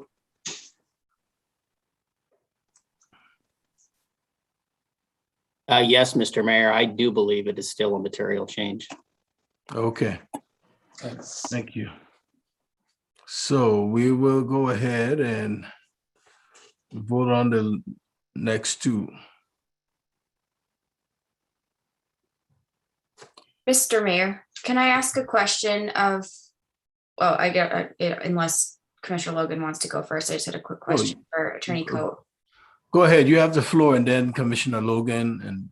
Okay, Attorney Coate, I'm wondering, is it appropriate for us to make any comments regarding reapplication since what I'm hearing is that you are suggesting we need to deny or reject these two next motions because of the material change, but is it appropriate for us to make comments regarding, what's to come? No, I don't believe so. It's not appropriate. Not appropriate. Okay, thanks. So I'll entertain a motion for 12 Charlie. Mr. Mayor? Go ahead, Commissioner. Oh, I'm sorry, Commissioner Logan. No, that's all right. That up. was my intent. Oh, So, okay, go ahead. stand by. So, Mr. Mayor, I would move to deny a resolution of intention to annex into the City of Helena property described as Tract A on the certificate of survey filed as document number 3360858 and all of blocks 4, 5, 6, and 9 of the Highland Park subdivision, Lewis and Clark County, Montana, and the adjacent rights of way. I'll second. It's been moved and seconded. Madam Clerk. Commissioner Dean. We need to take public comment on the motion. Oh, Sorry. no, thank you. At this time, we'll entertain public comments on this topic. Madam Clerk, do we have any hands raised? Yes, Mr. Mayor, I do have one hand raised. Tyler Emmert. Tyler Emmert again. Tyler, you have the floor. Thanks. Thank you, commissioners. Housing students in our schools are kind of a financial issue for our community right now. If we don't want houses in the county, as we're moving forward with that zoning, and we don't want houses here, and financially, unless as a commission or a group with the county, we group together to kind of build that highway interceptor, Padbury's off the table. It's basically like saying we only want houses in the East Helena School District. And financially, that's kind of an issue for our schools. So if we want neighborhood schools, we got to have houses and we got to have kids somewhere. And we need about 500 of them pretty quick. So, as a community, we got to come together and figure out where we want them and how we're going to get this put together. It's kind of a big issue. I think we need to address it. And then also from the fire stance, whether it's the east side or the west side, we need to reduce the fuels on the south end of Helena. And if we are actually worried about it, and it's not just rhetorical in a meeting like this, let's get active and let's start thinning the trees and let's start doing it and stop talking about it. It is an issue south of Helena with the trees we have there and our inability to manage our forests south of Helena. As a community, we got to step up and do it. We got to reduce those fuels and we need some kids. That's all I got. Thank you, Tyler. Ron? Thank you very much. This is just public testimony. I just wanted to say that I appreciate your time.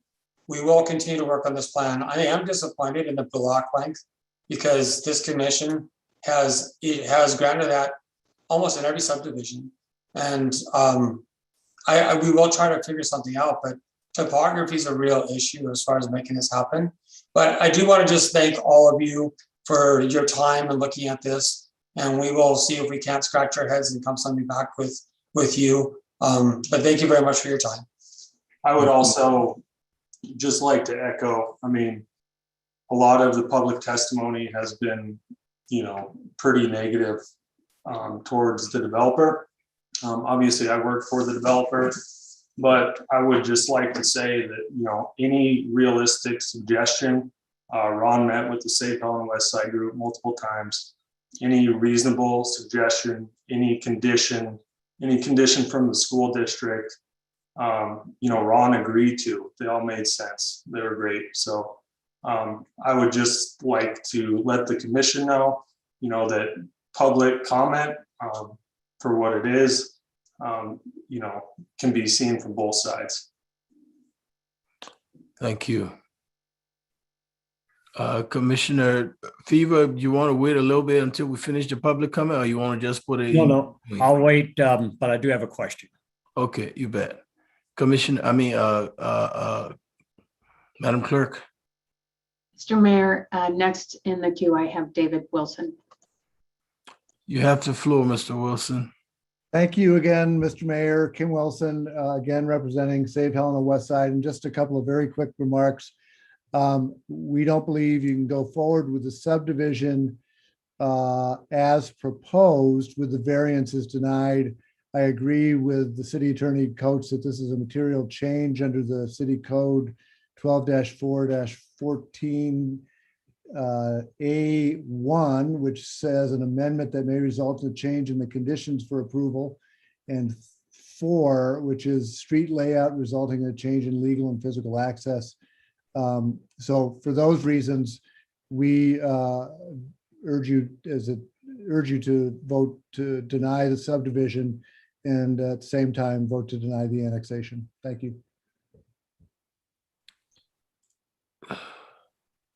Madam Clerk. Last hand I have raised, Mr. Mayor, is Jacob Coombs. Mr. Coombs, you have the floor. Mr. Mayor, Commissioners, I'll echo what Tyler said. The 2018 housing needs assessment identified that every year we needed 200 homes in Helena. That was pre-pandemic, pre-major increase in housing. This is a prominent, prevalent issue that's facing Helena. There is no perfect development, no perfect subdivision. It's going to take creativity and action on behalf of the commission to get more housing in Helena. That's more desperately needed now than ever.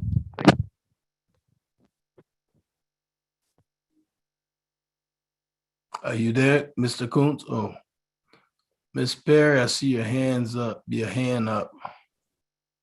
Yes, thank you, Mr. Mayor. Commissioners, I echo the comments shared by our attorney, Kim Wilson, and appreciate your willingness to put safety first on the block lengths and require the developer to go back to the drawing board and come up with a better plan.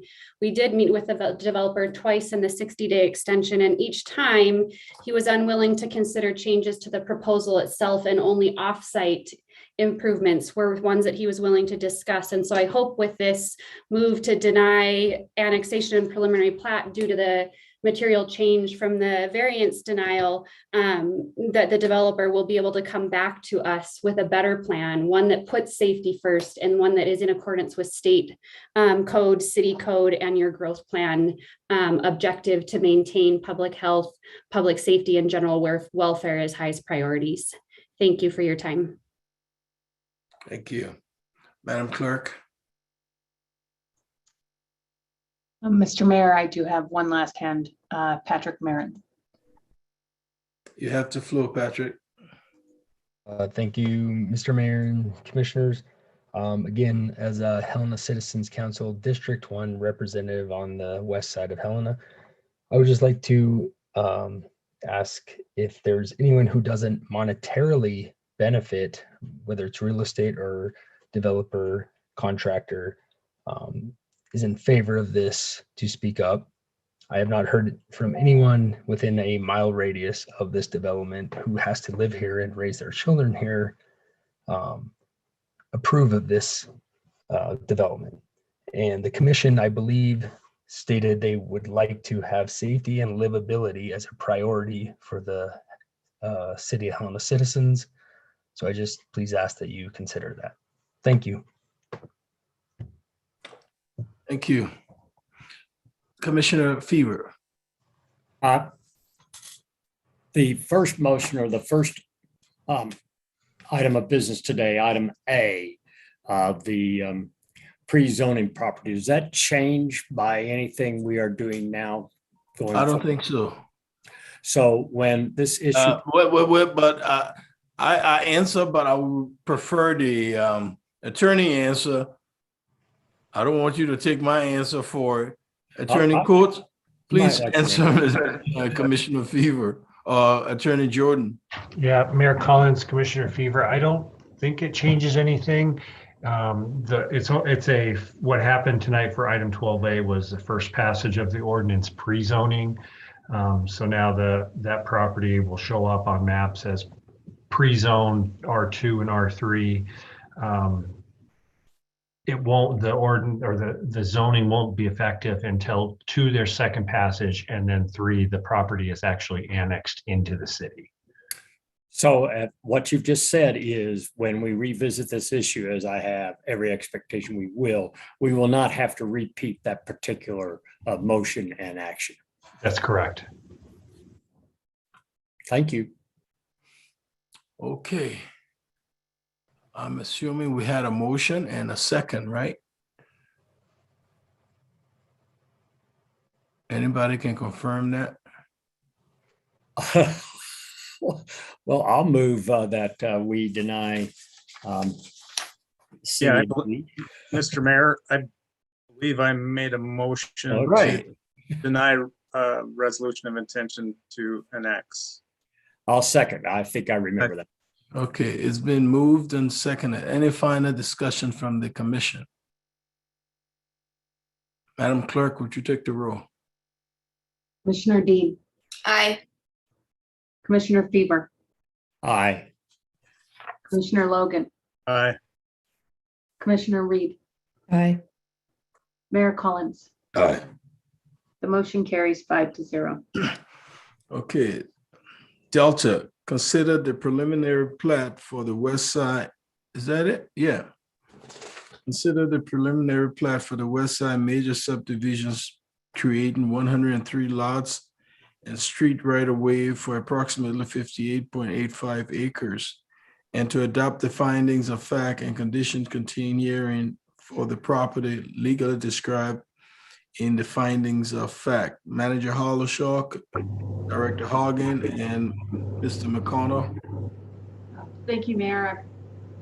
Just in line with the last conversation surrounding this annexation, this is the concert of the action that must be undertaken in accordance with the city code for the denial and reapplying. I'll turn it over to Sharon and to Mike McConnell, Planner McConnell, if they would like to add anything additional. Mr. Mayor, Commissioners, I believe maybe we should follow the advice of the city attorney. I'll let Mr. McConnell add anything that he might. And I might note that this is my last motion at my last commission meeting. So thank you all for your service. Thank you so much, Sharon. Mr. McConnell, do you have anything you want to add? Mr. Mayor, Commissioners, I have nothing else to add. Thank you. Okay. Discussion from the commission? If not, I'll entertain a motion.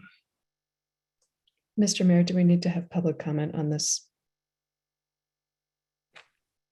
Yeah, but no commission discussion, right? Okay, public comments. Do you have anybody from the public wishes to address this topic? Mr. Mayor, I have one hand raised at this time. I do have some written public comments following that I need to read into the record, if you don't mind. Let's do the raised hand and then we'll go with the written comments. You Mr. have the Wilson, floor. you have the floor. Yes, thank you, Mr. Mayor. I would just note, I believe you had earlier said it was going to be a combined hearing on both the annexation and the subdivision. So I think you've already covered that, but to the extent you want testimony as to the subdivision, we also believe it does not comply with the Subdivision Act and urge your denial of the subdivision. Thank you. Thank you. Do we have any other comments?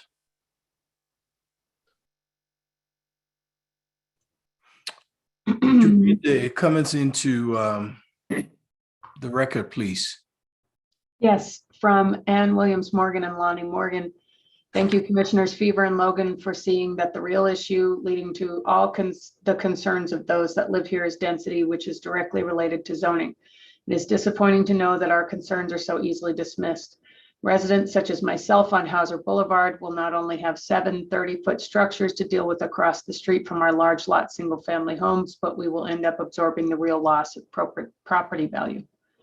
Galen Mac McAllister, I reiterate that I favor Sussex developments developing this property, but I am deeply concerned about obvious safety problems in the current plan. Helena desperately needs this housing, but let's do it right. To mitigate the safety issues first and foremost, Sussex must convince the DOT of the urgency of direct access to and from US 12 to the proposed subdivision. I concur that the development should not be accepted as is. I hope that Sussex will redesign the proposal and resubmit. From Liz Ulrich, as a parent of a student at Kessler, the school is at capacity and is concerned with too many students. Jeff A., I believe this was an individual from earlier. I apologize, I cannot remember her name. Please continue to keep our community safety issues at the forefront. Please make certain that the development has solid plans before approving anything at this time. Save Helena Westside Group's comments and opinions are not personal, yet made in the interest of our public safety. Jesse Herbert Meany, I urge you to vote to deny the subdivision as planned. Please keep our community safety in mind. I am extremely concerned about the traffic at Kessler School and about the safety and the need of evacuation. And that is all I have for written comment. Thank you. At this time, is there anyone from the public wishes to address the commission?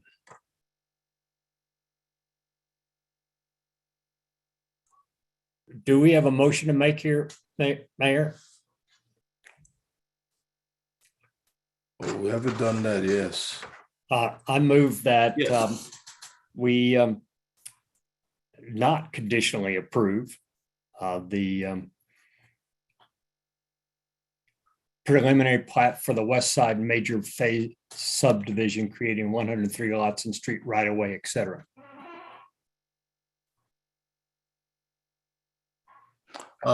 Before we move forward, Mr. Jordan? Yeah, Mayor, I just wanted to clarify, Commissioner Fever, is that a motion to deny? Well, I'm trying, well, I would have said deny, except I'm looking right here at the recommended motion is to conditionally approve. So I thought, well, hell, I'll just say not. But deny would be the shorter verb of things. Sure. Yes. Okay. Okay. It's been moved. Do we have a second? I'll second it. It's been moved and seconded. Any discussion? Madam Clerk. Commissioner Dean. Commissioner Fever. Yes. Commissioner Logan. Aye. Commissioner Reed, I apologize. Aye. Mayor Collins. Aye. The motion carries 5-0. Okay, is there anyone from the public wishes to address the commission on any topic?